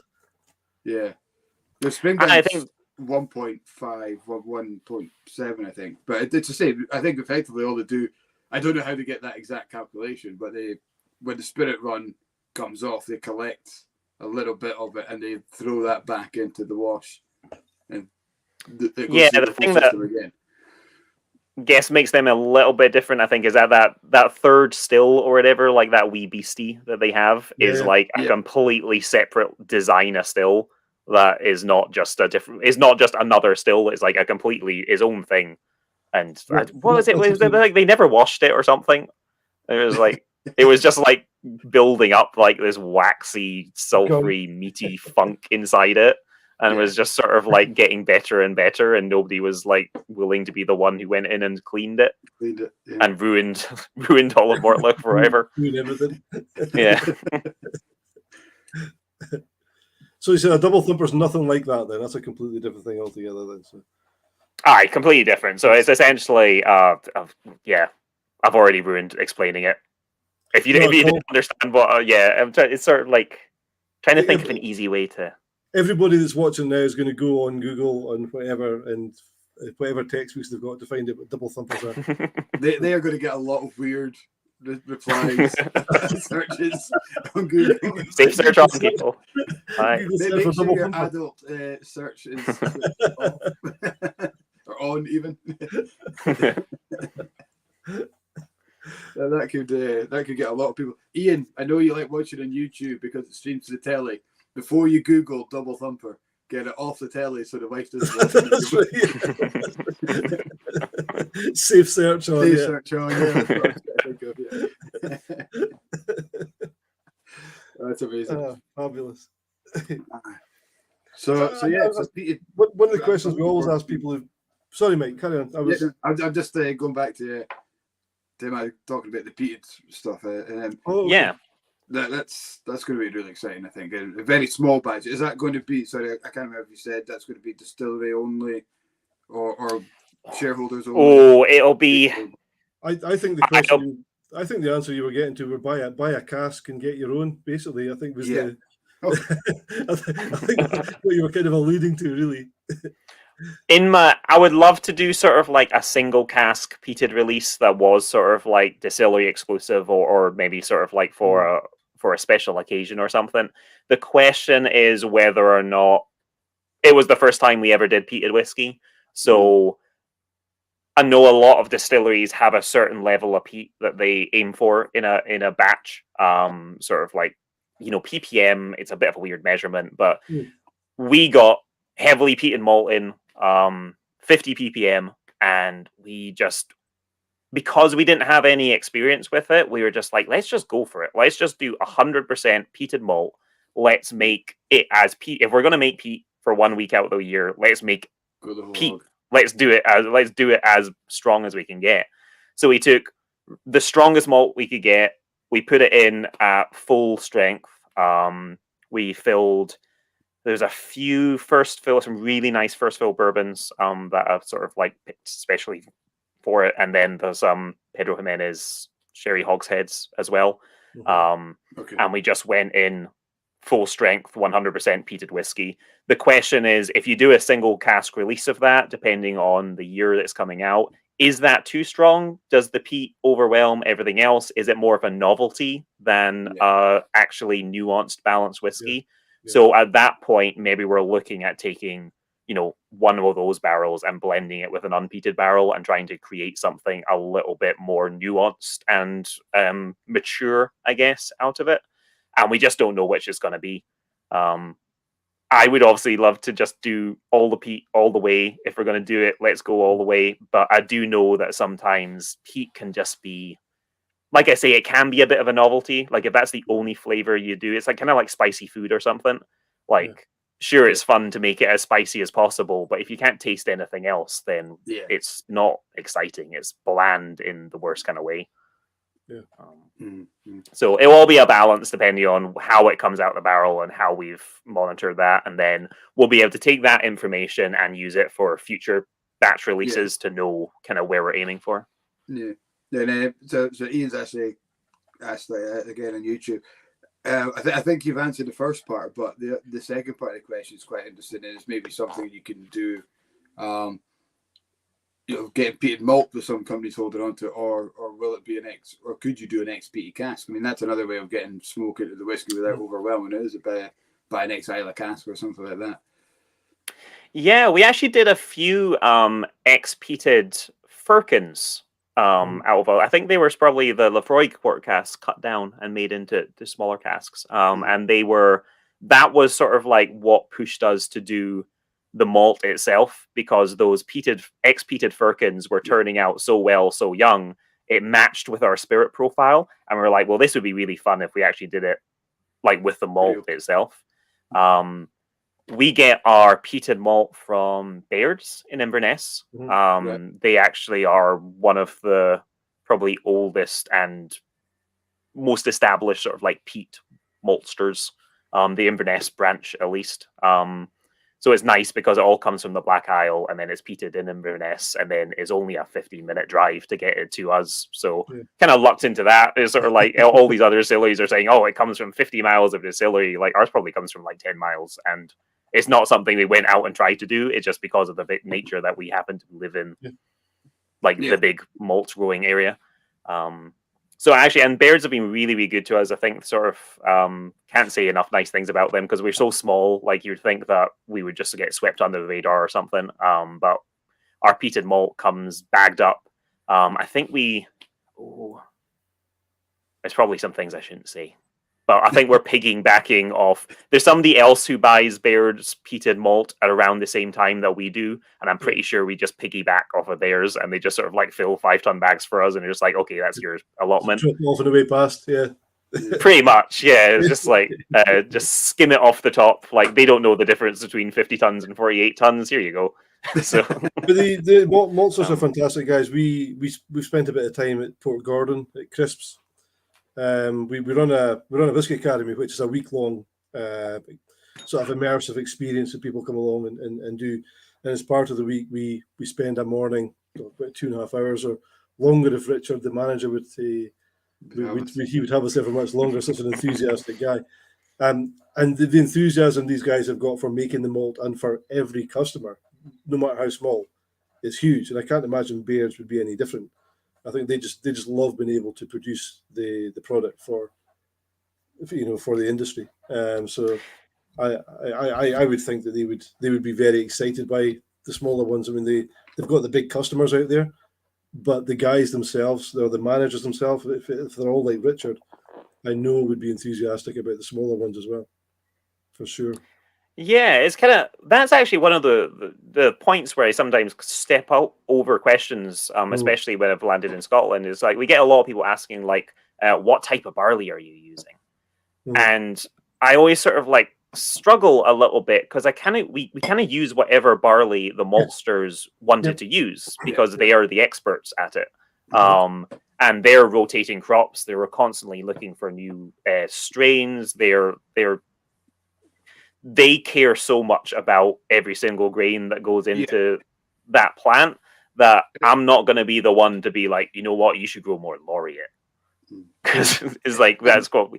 I think as well, as long as you're not super specific, like, you know, I know guys like Brooklady and that do whole batches only using one expression. Bear barley and yeah. When you're working with they'll say to you as well, and the difference in taste is so minuscule that once it goes through all the process, as long as you're getting a yield and you're getting a barley that can stand up to disease and weather, if you're getting a yield from it, it's not going to make too much of a difference. It's that consistency that they're looking for, and that yield that you're getting value for money. That's what they're looking for. Something that's going to hold that alcohol or give you alcohol. And that's the whole kind of terroir kind of argument that Mark Rainier is kind of talking about, and the bigger industry pisses on. Well, the bigger industry kick that out of the park, and I think the evidence is not quite in Mark's favour yet. From a terroir point of view, it is more about yield. I think there is some, but the fact that what you produce, no matter how different it is, you're going to put in barrels anyway, and that's where from a whiskey drinker's point of view, that's where the magic happens. It's a nice selling point. People will buy whiskey if they know you've made whiskey from barley that's in a field opposite the distillery. People will buy into that because they love that provenance. They love that kind of idea that it was grown there, it's gone into this distillery over there, and or to the malt stores just down the road and then come back to the distillery. People will definitely buy into that whole idea of provenance. Probably more provenance rather than the flavour than terroir. Yeah, it's kind of a tough thing because when you talk about terroir or something like in wine, like when you taste wine, you are literally like the grape that was grown is now on your tongue. Like there's a direct correlation to that. Whereas with whiskey, you are tasting the product of the yeast eating that barley. Like you're not necessarily tasting the barley, you're tasting the byproduct of the yeast farting off that barley. And so I love that. The yeast farting off the barley. That's perfect. So a distiller can come along and throw in a completely different yeast strain, and you'll get a completely different flavor. And the barley itself doesn't, like, if you had every single part of the thing exactly the same all the way through, which I guess is kind of like what Waterford might be aiming to do, is sort of like create almost like a science experiment, control every single other variable. That's what they've done up to the point where you put it in a cask. As soon as you put it in the cask, you remove that variable. Because you can blend it out. You can put loads of different flavors of styles of cask together. You can have, even if you go single cask, every cask is different, and the flavor that cask is going to give you will wipe out any terroir. From a scientific point of view, the cask is going to throw in a huge variable that makes your statistics go completely haywire, isn't it? Yeah, exactly. And then I guess you get into that hard situation where it's like the whiskey that I love is the stuff that does remind you of a place or a time or something. So what is it about that flavor? If it's not coming out of the ground, what is it that is making that taste like a Highland whiskey or an island whiskey? And sometimes it is a little bit more indefinable, and sometimes more based on like history and story and tradition than it is on the actual product, if that makes sense. But we love to buy into that, don't we? We love to buy into that experience, that ambience, that atmosphere, that kinship that is sold in a bottle that looks like Talisker made by the sea, but matured in Girvan or whatever it is. It's like, well, and there's something about that. If it says made by the sea on the bottle, you're going to taste the sea, aren't you? Yeah. There's that kind of subliminal message is going to eat into you, whether it's actually in there or not. Because it's made by the sea, you're going to pick up on that kind of thing. So it's an and sometimes it comes down to sort of like, sometimes the people that are making it, like the idea that the people that were making this whiskey paid attention to it. Like it was, if you're in, like, let's say you're on Skye and you're in Talisker, like there's not much else going on. Like if you're working at the distillery is sort of like the lifeblood of a lot of people, and you've had people in that distillery whose grandfathers have been there and who are thinking about maybe their kids are going to be there as well. And if the distillery fails, then a lot of the community fails as well. And so everybody is sort of bought into the success of that distillery, and you sort of feel the love and the care and attention that has gone into making it, because every single person in that supply chain, no matter how big it is, cares because it has the word Talisker, and if you work at Talisker, it means something to you. Versus, like, I'm not going to say names or something, but let's say a big green distillery or something that is pumping out stuff 24/7. It's a factory.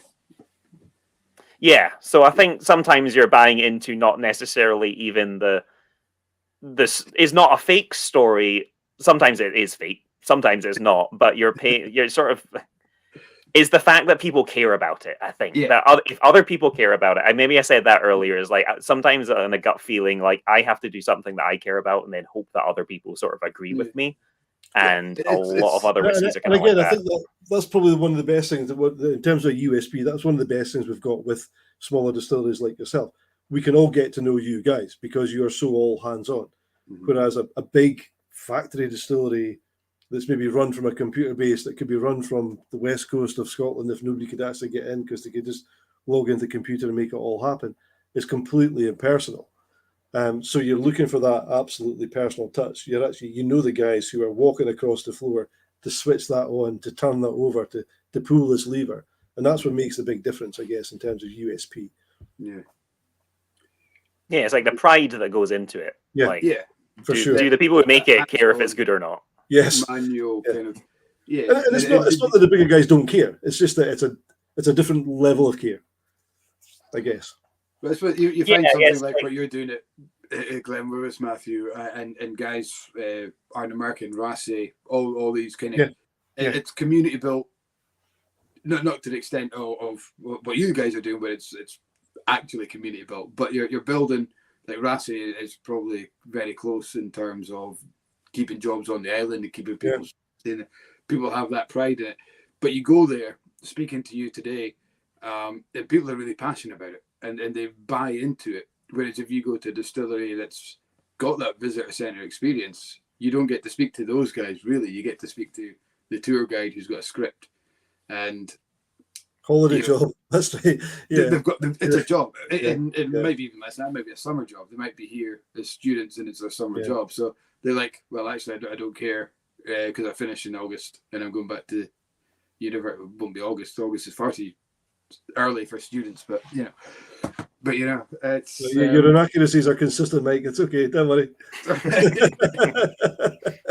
I call that the evolution of facts, things that you once knew. But yeah, it's and you can sense that passion, that pride that the guys are making this. You find it far more in these new distilleries than you do in conglomerates or multinational owned. Yeah, and I think you feel like coming from this kind of the reason I wanted to come to Glenwyvis just from a personal perspective as well is that you do feel it trickle down to just sort of like the day-to-day job as well. Like there are big distilleries where like if something goes wrong in the mash house, then that's the mash house problem. And then when it comes to the still house, it's like, well, the mash house guys are worthless, and now like we'll do this, and then the heat exchanger will block up, but then that's not my problem. That's the backshift's problem. They'll solve it. And then the gravities are weird, but that's not my problem. Like that's sort of like they'll find that in the office or the lab later. Like is they sort of like pushing off of responsibility because nobody really sort of like has the direct connection to the final product anymore. It's like, if I screw up this mash, like who's going to tell if it's mixed into 10,000 casks in 10 years kind of thing. Yeah, sure. Yeah, exactly. And I suppose if you have for say Glenfiddich, brand ambassador walks into a bar and there's no Glenfiddich behind the bar, he's like, why you don't have Glenfiddich? Whereas a Glenwyvis brand ambassador walks into a bar and sees it, like, oh my God, you've got us. It's great. That excitement level is going to completely seesaw. It's like, how did you get that? We weren't involved in that anyway. You know, might have that. We didn't even sell that. I mean, even the name. I mean, you know, Glenwyvis. I'm from the area, so I know Glenwyvis. I know Benwyvis. All about that kind of thing. But there are people, I won't name the person in particular, who will pronounce Glenwyvis Glenwyvis, and but I suppose that can't be with all due respect to the individual, that can't be an uncommon thing. There must be people in across Scotland that will say Glenwyvis. No, it's amazing being on a podcast where people actually say Glenmorangie and Glenwyvis without knowing what they're saying.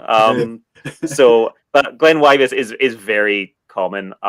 If anything, I mean, that's part of being a Scottish distillery, right? We're going to rename it. Rename it right in the middle of the word, there's a Y. So you're going to fit that in, aren't you? I know. For goodness You're not a real Scottish distillery unless, like, tourists can mispronounce you 4 different ways and be convinced that they're right for some reason, and then tell you how to pronounce it properly. Yeah. No, I'm pretty sure this is. Well, I can make it, so I know how to say it. We've got a couple of questions here, and I think we've already answered this one, but Willis is just asking, are you maturing whiskey on site? So yeah, you've got warehousing on site, haven't you? Yeah. Yes, so we have one warehouse on site. It is continuously full. So what we have been doing is taking what we would consider to be sort of like our bulk stock. So that's first fill bourbons and refill hogsheads, stuff that we are sort of like solid on. And moving them to, we've rented some space out in Craigellachie, and we've also rented some space down you guys know Whiskey Broker down way south. Yeah, so they're building some warehouses have some space.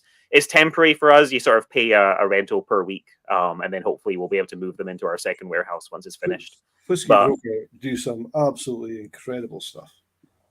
Incredible independent bottler. If you do not follow them on social, like, some of the stuff is just fascinating that they come out with. There's just like the price bracket is just ridiculous. So affordable. Yes. great whiskey. That's great that you've got a really good relationship with what's his name again? Whiskey Broker. Is it Martin? Oh, shoot! You're asking God's questions here. I would have to bring out my email. Some of the guys might remember. I think it's maybe Martin. I can't remember. So do you bottle on site as well? Because that was the question I meant to ask ages ago, and I forgot all about it. So we bottle our gin on site. Our batch sizes for our gin are about 600 bottles, and we have a little 4 at a time bottler. Because of the whiskey, we do contract bottling down in Glasgow. Because of the cask blending that we're doing, we need all those 8,000 bottles to go into one big vat and get blended together so that we can control the quality of it. And we physically do not have a vat that can hold that amount of liters, unfortunately. So it's literally sort of like one of those things. It's just we don't have a tank big enough to do a batch bottling that size. Hopefully one day. And none of the other guys kind of locally would have that facility, or is that just not something that happens? It's fairly a very specific industry. There is, I don't know if you've heard of Young Spirits. They are a much newer sort of like contract bottling team that have just started, and they are really, really cool. If anything, we would actually probably would like to use them. It's just they're so busy that the schedule gets filled up. Where are they based? They are. Can I open Google or something? Somebody else can probably do that on the. They're. What is he, Glasgow? Makes on it. Okay. Young Spirits. Yeah. You think it's fairly local to? No, I think it's Glasgow. I think. Okay. If I'm remembering right. So I don't actually know. The bottling halls up here are owned by larger companies. So we've never been able to get in on them. If I think about it, I mean, the one thing about, if people don't know the kind of, say, Ross-shire / Inverness-shire kind of area, I mean, there are big, vast, obviously, Nick Bay, Ardorsia, there's huge areas of land that could actually be developed into proper kind of warehousing, kind of factory type areas like you've got in the Central Belt, because there's lots and lots of flat land to actually be able to do that. Yeah. and you wondered if actually over a period of time that'll maybe develop, because Inverness-shire and Ross-shire to me is probably the next major growth area in terms of population, house building, and the likes. And you've got the airport at Inverness as well, so the connections are all kind of there. You just wonder if some of those kind of infrastructure might actually come a little bit further north. Aye, we're going to tread into Highland Council territory again here. Shouldn't do that. Well, I know Glenmorangie just got permission for, I think it's like a huge 10 warehouse complex. But just following sort of like the planning stuff that they went through to get that. The worry about sort of like the blight on the landscape. I mean, they're basically just big indistinct buildings or whatever. But the things that people are having to do to just build sort of like these big nondescript warehouse style buildings in areas of, let's say, considerable natural beauty are becoming like quite intense. Like, if you've seen sort of like when you go past the Macallan and stuff and you can't even see a warehouse, it's incredible. Like the amount of Teletubby landscaping they've done to make sure that you can, you can't even see the building. It's incredible. The brown buildings really just blends into the landscape. Brown buildings and green roof. And so they've sort of set a bar that is going to be very hard to meet for other distilleries. It's quite funny with Macallan when they built the distillery, the uproar because they were putting this blot on the hill, the landscape, and they had to do exactly the same jumps through hoops to get the original distillery built. And when it came to the new distillery, they were saying, "No, we love that old distillery. You can't knock that down. You can't do that." They were like, "Well, we can't." They weren't allowed to build on the hill, so that kind of drove that. Well, we can't build on the hill. Let's build in the hill. Let's put it ground level so that it doesn't take away that scene. It's I suppose it's trends and what people kind of perceive. What's new now won't be new in 50 years, 150 years. Yeah, it's like it's very hard to make a modern warehouse look pretty, I think. But then in 50 years, it'll be like, oh, that warehouse was always there. My grandfather worked in that warehouse. Like, you can't tear that down. It's been there since 1545. Yeah, absolutely. So, guys, I've got this Young Spirits website up, and Edinburgh. I've forgotten why. Edinburgh, because we wondered who it was. It's in Edinburgh. Ian's maybe a bit further north than that, but Ian just contacted. I was trying to think of bottling halls further north, and drawing a blank, honestly. If they're not owned by a larger company, like a contract hall. There's the guys, ACO, putting a bottler hall in it. Speyside. It's an old cowshed. Yeah. But is that going ahead? I heard that may have stalled. Oh well. Okay. It's definitely. I mean, they've definitely cleaned it up, and the branding's outside. Whether there's a bottling operation going on inside, we need to. I think it is. I think Ben and Dean, I guess. Yeah, I'm pretty sure it's there. So that it's small. It's again, it's for independent bottlers. I don't think it's looking at batch. 8,000 bottles might be a push, but some of your single cask stuff is. Yeah, that's the hard point, right? Is that we're not big enough to like justify building a bottling line that is going to bottle once a year, but we're not small enough either to be able to do 8,000 bottles on a little by hand one and have the quality be consistent. So we're in this really awkward position. Everything we seem to hit is like we are just too small or we are just a little bit bigger. And we're not in that Goldilocks zone. I was going to say, I used to say like Goldilocks there, absolutely. Yeah. Yeah.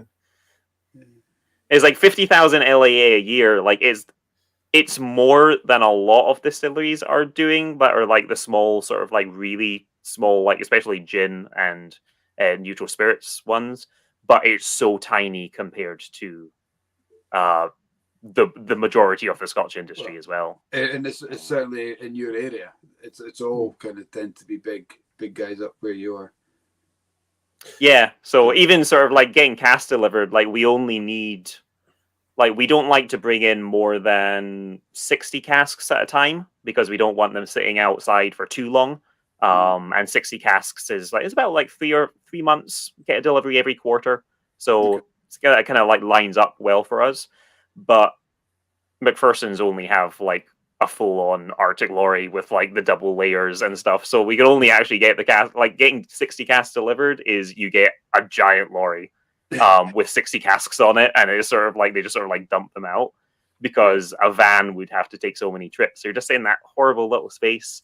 Our malt bins are giant. We do a half-ton mash, so we use 500 kilos every day, and we have 36 tons of malt storage because the way that you get malt delivered is in a 28-ton lorry. Yeah. So we get a malt delivery every 3 to 4 months as well, whereas most distilleries get a lorry in 3 times a day. Yeah. Yeah. And from a yeast point of view, is that sort of liquid yeast? Does it come in lorry loads as well then? Or? We actually ended up moving to dry packaged yeast because of that. Specifically because we were in that horrible, awkward position where we couldn't. Nobody was selling sort of like creamed or liquid yeast in that area, in that size. And we were also using the dry packaged yeast comes with this other benefit, which again you don't mastermind from day one, but it just sort of like falls in your lap. Is that it's just so easy to change a yeast strain if you want to. Yeah. You just open, you don't have like a tank that needs cleaned out. You don't need to go find a supplier. Like you literally you just have another box. Yeah, it's amazing the freedom you get from it. Cut up another bag. Yeah. Yeah, it's one of those things that again, if you're a bigger distillery, you can't have like 1,000 10-kilo boxes of dried yeasts that your operators have to cut open and dump and cut open and dump and cut open and dump. They need a tank full of stuff. Yeah. But we can just get away with it because of the scale. So sometimes it works in our favor, sometimes it doesn't. But take advantage of what you can and work with what you can, I guess. It's funny how you learn about these things. I never understood about the liquid yeast thing until Mike and I were able to have a look around Dalmunich on the old Imperial site in the Speyside. Dalmunich being a new distillery is absolutely massive, built in a fairly sizable site, and I suppose primarily going into Shiva's blends. I love it as a single malt. Mike's not so convinced. I've had about 4 bottles and stuff. I think it's fantastic. Duncan Taylor tend to release a fair bit under their octave scheme. But when we were there that day, there was a lorry, a tanker, offloading liquid yeast that day. That's the first time I've ever kind of seen that and understood that. Yeah. So it's incredible to see that. I've never seen a distillery with a yeast intake. Yeah. Normally, the majority of distilleries I've been to have been in bags. That kind of cake yeast. But the guy just with the nozzle kind of onto the pipe and then stood back, and the yeast was just pouring in. So yeah. Yeah, it's relatively common in America as well, as far as I know, because they do sort of like, because they do a lot of continuous distillation, they're also doing a lot of like continuous fermentation and stuff. So you have to imagine you're sort of like, you've got this mash done and you've just sort of like got the worts line as just sort of like slowly bleeding in liquid yeast and just sort of like it almost like never stops. It's incredible. It's far easier than getting somebody to cut open a bag and pour it in. Absolutely.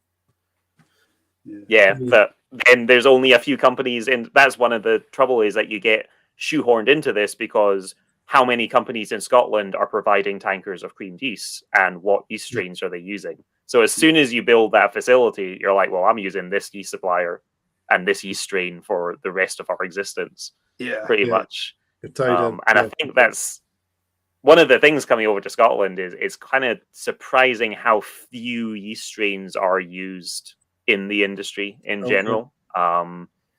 Because on one hand, nobody's trying to buy new ones, so nobody's making different ones, so nobody's selling them, so nobody's buying them, so nobody's selling them, so nobody's buying them, and it's just sort of like this feedback loop that people get caught into. Yeah. So I'm looking for yeast for our Christmas ferment, and the prices of them are just absurd because they're probably not made in the UK and they're getting shipped over because nobody's making these different like yeast strains in large enough quantities in the UK or in Scotland for us to buy them at a reasonable price. So it has to be this one-off experimental, which is kind of sad. It would be nice if there was a lot of different options we could use. God, that's a whole new rabbit hole we could spend hours talking. Getting into it's 2 hours or getting to yeast strains. I know. From you obviously you started off in craft beers rather than, is that right?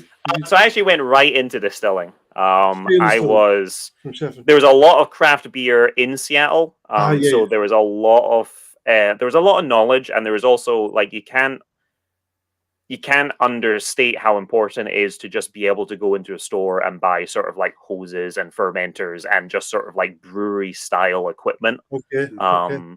gaskets and fittings and all that kind of stuff, because the Really? industry was already there. So a lot of distilleries started using repurposed winery or brewery equipment, and then would import a still. There is Vendome in America that would make stills, but some of them would import stills from Forsyths. Copperworks in Seattle actually had Forsyth stills made just down the road.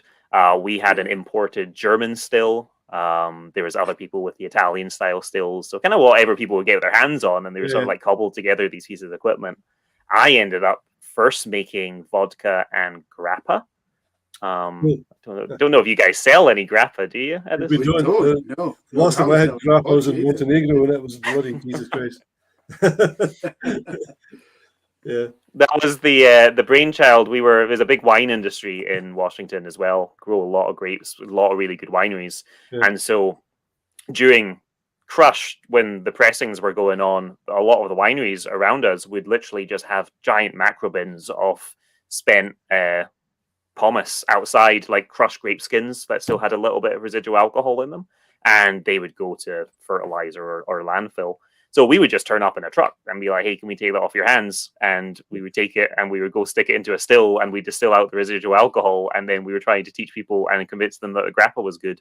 And that was sometimes an uphill battle, depending on what we were doing. But it was really fun, and that got me into at least the distilling industry, so that when a bourbon and rye whiskey distillery was looking for another distiller, I was one of the few people with experience that was able to get in. I'm sure the accent helped to an extent, but shake it if you got it, I guess. It's like a pretty Scottish accent. I know how to make whiskey, but I also hate it. you lend an air of legitimacy to the place. But yeah, 10 years later, I hadn't blown anything up, and I was still a distiller. So something worked, I think. And Groundskeeper Woolley qualification. So what's the distillery then? And is it a bourbon we actually get over here at all? So it's called Woodinville Whiskey. I don't think they've made. Yeah, Woodinville. Woodinville.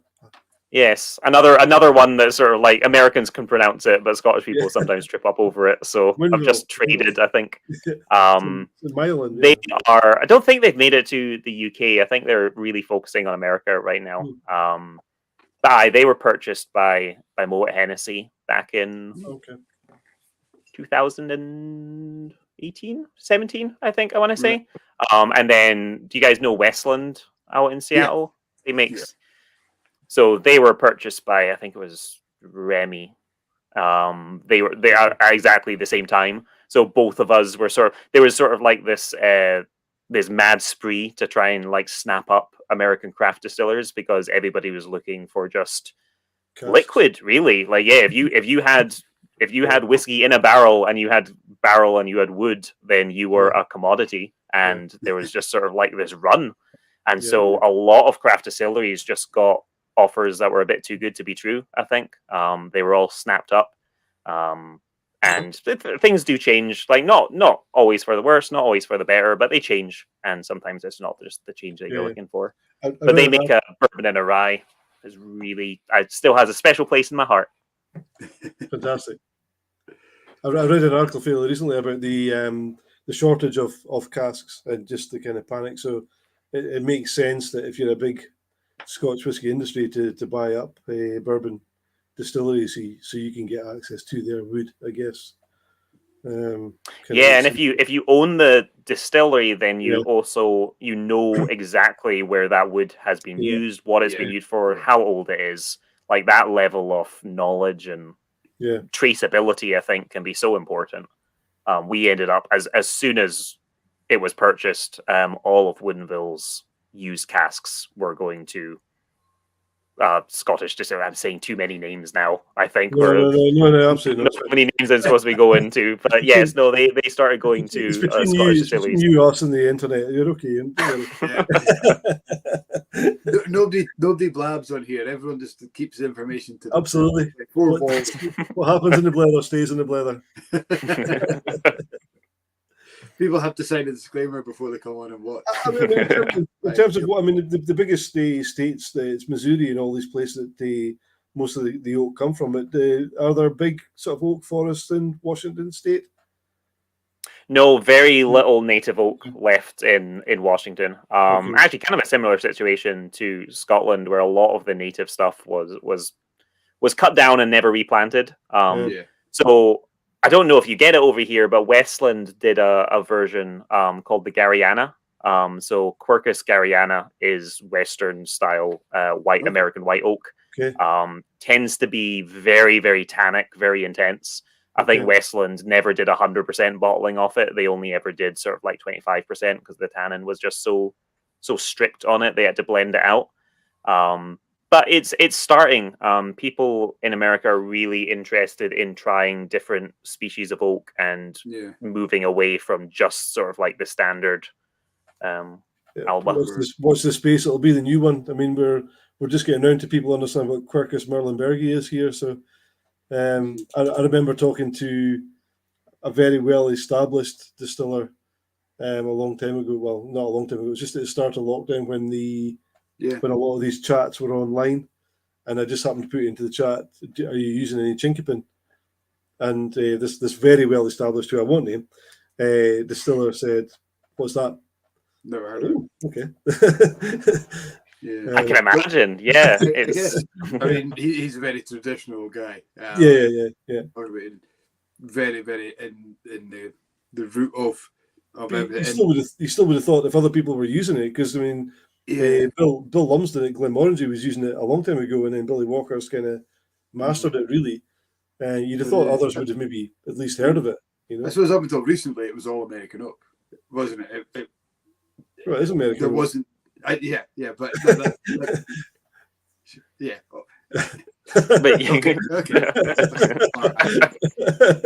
But that's what it was labelled as, wasn't it? It was all labelled as American oak, Quercus Alba. There we go. But there would have been single cask in there that people were like, "Wow, this is really different." A sweet cask. Bar souls that people were thinking, "This is really different. This is giving enough great flavour. Let's do this as a single cask. Or let's do a special edition with this." Half a dozen Merlenbergi staves in there. Yeah, it might have been that it's a different style of American oak in there, given these different flavors. Never recorded, just that came from that forest, or that came from that cooperage, from that distillery, whatever. And but now, as you're saying, there's a lot more interest in that, and people are looking at. I suppose a lot of it comes down to sustainability and where that traceability, where that tree comes from. What part of the forest it comes from, right down to kind of almost your 3 words geographical position of that tree, so that they can replant it, so they can regenerate and that. So now we know that there's not just one style of American oak. There's dozens of them. Swamp oak. Yeah, it's only recently that even bourbon started to sort of pay attention to sort of like air season casks versus kiln dried, or sort of like oak, like porous, like how slow growth versus new growth and all that kind of stuff. Like it was always supposed to be like the urban myth of Pappy Van Winkle or something, that Pappy would sort of like walk through the Missouri forests and find the south facing trees with moss growing on this particular one, because that was the one that was going to have the best sort of like tannins or whatever, and he would hand select the trees, and 50 years later you'd have the best bourbon in the world. And it's probably there may be a kernel of some sort of truth there. Who knows? Like the bourbon industry. The people who paid attention were the ones that made the best bourbons for sure. If you're a bourbon ambassador, then that's part of your story, is to say this whiskey comes from the south-facing trees of the lower half of Missouri. It's pretty intense how geeky and how nerdy, is to use your word from the start, how involved people are getting. It's not just a case of, I like that whiskey. It's why do I like that whiskey? What is it in that whiskey that I'm enjoying? Where did the cask coming from? What's your fermentation time? What's your yeast? Who's making it? Where is it being made? Yeah, and it's incredible. I feel so sorry for brand ambassadors now because they need to know this. Because if they don't know it, somebody in the room will Google it and say, "Well, actually, this is the answer here." Yeah, that's the hard thing, isn't it? It's the It used to be just sort of like when the German tourists would come, sort of like you'd give them the one sacrificial person and be like, sorry, I've got to go for lunch or something. Yeah. But now, like everybody, you can like literally be on a tour and somebody has their phone out, sort of like double checking you or fact checking you. Yeah. Stuart Buchanan from Brown Foreman, Glendronach, etc. His brother's Gordon Buchanan, the nature photographer, and he makes documentaries about wildlife. Very famous, Gordon. And I was speaking to Stuart about that very question about dealing with these difficult questions, and he said, "You know what? There are times I wish I was Gordy facing down a lion in the savannah rather than dealing with a German tourist asking me about fermentation time or cut points."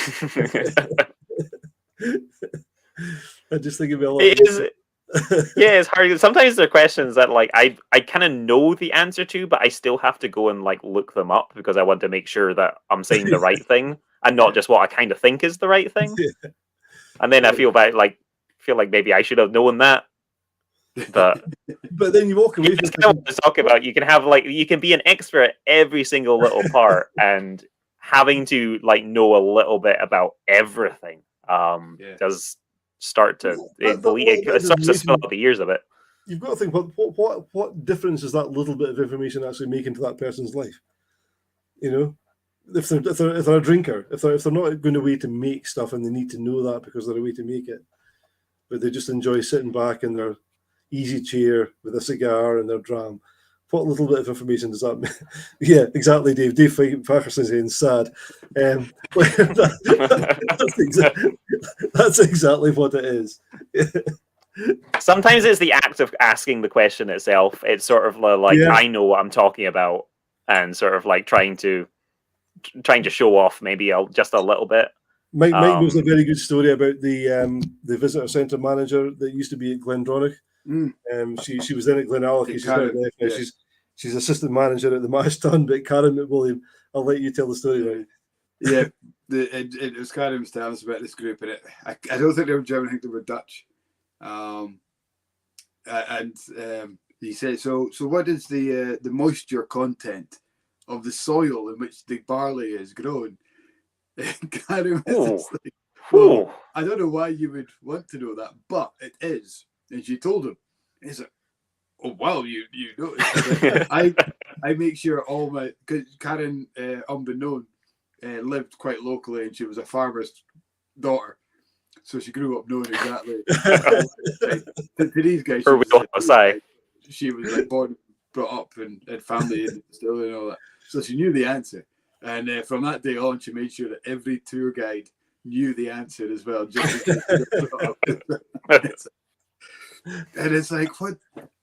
Why do you care? Like Russell says, unless you're going to go home and you want to grow some barley and make your own distillery. Oh, that's actually a good question to have in your back pocket, because I always find myself like I'll go on like a distillery tour and be like a little bit incognito or undercover or something. I'm a dumb American tourist, but then I find myself like I never want to ask the questions because I'm always worried that I'm going to be like I don't know what to ask. You're going to be that guy. You're going to be that guy. Yes. When you work in the industry, don't ask questions. Chat to the tour guide or chat to whoever's doing the tour afterwards. Talk to them about it. Don't ask in front of people, because if you ask in front of people, you don't get that extra gram at the end of the day. No, you don't. You're like, you're the prick. You're the one. That's the one who gets the spit in the onion rings. Yeah, absolutely. I think I wish I could do the American accent on cue. Like it just comes, it just goes up and down. But if I could do it on cue, like I could get away with so much stuff. Oh, go and do some tours with a Stetson and just do some American accent. They'll never know.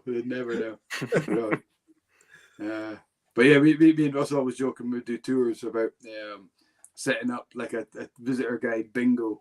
And, the happy cows or these kind of things, all things that you expect people to say, the finest casks. And all oh, it's the 3 ingredients. We never throw away anything in Scotland. We always recycle everything. Yeah, it's classic. So I'm not sure if the moisture content question would make a visitor send a bingo or not. I think if we just do it all, and if all 3 of us just make sure that we always ask that question, it will start going round, surely, right? It'll go viral. It'll become like the Mason handshake or something. It'll be like, if you know, you know. It's like... Oh, I love it. Let's start.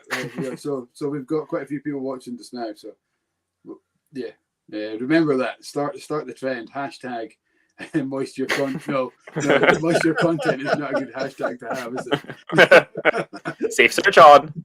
Everybody safe search on. That is double thumper and moisture content. God, I can't believe how weird this. This is what happens every single time, Matthew. So we'll definitely ask you back for a chat in a future conversation. What you've got to realise is when we were speaking to Ian McAllister from Glen Scotia, we were talking about telegraph poles. So that's how diverse these conversations actually. Okay, it's not just me then. No, okay. No, we go weird and wonderful quite often, actually. Thanks very much for giving up your time. Oh, no, brilliant. It's been an absolute pleasure to finally catch up, meet you in person. I know. As close as yes. It might as well count at this point. It's like, yeah, absolutely. This is how we meet people now. So it's been a pleasure to actually get to chat with you guys properly, and hopefully you're feeling a wee bit better the next time we catch up. I'm sure the toddy will do the job. For sure. It kicked in very well. Actually, I was like, I haven't coughed all the way through, so I'm feeling pretty good right now. It's funny how it works, isn't it? Yeah. I don't put sugar in it. I think that's the secret. 2 hours. Yeah. Some new make into your hot chocolate as well. That'll do the job for sure. We didn't even talk about the gin. We'll have to do it just for the gin. No. I just have to say, I've been in Aberdeen for long enough that I'm an Aberdeen Football Club fan, and I have been for a long time. But my birth team is Ross County, and the bottle of gin I've got is the Ross County League Cup winners. Oh goodness! So this will never be open. This will be in my cupboard forever. This will go into my coffin alongside me. Yeah. That's because you know what the big bang is when I go through the crematorium. It's an absolute one-off. It's never happening again. I was there. I went down. It was the best cup final ever because being a huge Aberdeen fan, anytime I watch Aberdeen versus Ross County these days, I do support Aberdeen. But Ross County have always been in my heart for such a long time. And clearly when they were in the Highland League, I followed them as much as I could. But I went down to the final, Hibs in the final at Hampden, and I thought, it's a no-brainer. If Ross County win, brilliant. If Hibs win, I'm going to stay behind and sing Sunshine and Leith. It's going to be the best day ever.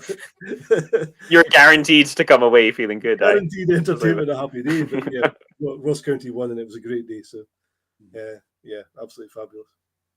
Oh, I'm glad we could be a little part of it.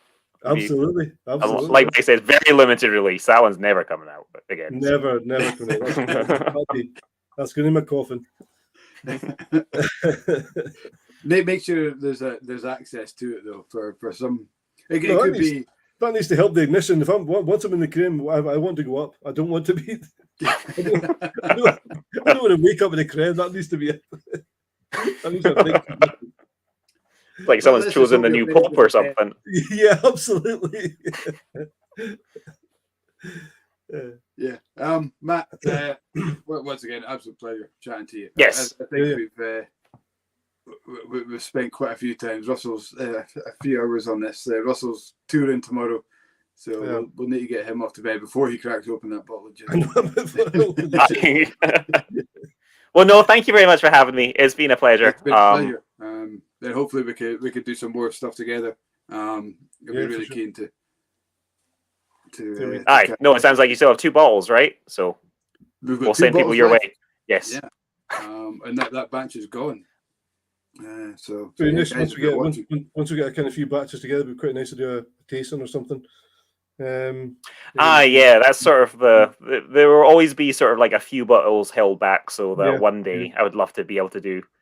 That's when you feel like you sort of like your work is paying off, right? When you can do a vertical tasting of your own stuff. Yeah. Absolutely. Yeah, we'd love to do that and talk through be the brand amazing. and talk through the area and stuff. Be fantastic. So Russell, is that you telling me I've only got one bottle left to sell? No, I've Keep still got that. mine, so you're all right. You've got two. All right. Yeah. I've still got a bit of that, but listen, I'm already in the crowdfunding situation. I've already got my source. I'm on the emails. Don't worry. I don't need to get my. Just the T-shirt that we need to sort out, and then you'll have everything. T-shirt. Just I've okay. got the glass, We'll work that yeah. out. If you do camping mugs, I need one of them. We don't, but I think we can make that work. Aye, it's just for our unpaid brand ambassadors, we'll have to do something. I was going to say Russell's going to be like jumping ship to Glenwyvis. Oh no, I'll probably do I'm glad you voluntarily. don't have a visitor centre now. He'll be marketing the For sure. Right. Well, I'll probably get off if that's okay. We've got Yeah, the babies to thanks bed very and much. everything. So Absolutely perfect, Matthew. Thanks so much. And we'll catch you soon. great. It was lovely to speak to you guys. Thank you for everyone joining in the chat as well. Well, thank you for the questions. It was great. And hopefully you don't have a nappy to change at the end as well. Oh, it's been 2 hours. I don't know what's waiting for me now. Well, all right. Cheers, guys. Take care. Have a good evening. Fantastic. Thanks very much, guys, for sticking around. Yeah. Brilliant. We mentioned it so many times. The passion that these guys show for the small batch, the small distilleries is incredible. I loved Russell's Fraser's comparison there about the thing. I didn't get a chance to pick up on it, but you really can. Great analogy there, Fraser. Russell, who's next? So we've got one more before the kind of Christmas break. We've got a whole load of guys lined up for next year. Really excited about the chats for next year. But next week, the first, is that right? Next Thursday? Yeah, I think it is 1st of December. Would you believe? Is Nick Morgan. Nick, been in the industry for a long time at Diageo. Has written a couple of fantastic books, at least 2 fantastic books. Regular contributor to Master of Malt. Lots and lots of really good content that he puts out all the time. And he's going to be joining us from his hotel room next Thursday. He was really apologetic for having to cancel a couple of weeks ago. So Nick's going to be here. So guys, listen, please join us. Please come in with lots of questions. I've already started writing down questions that I want to ask him.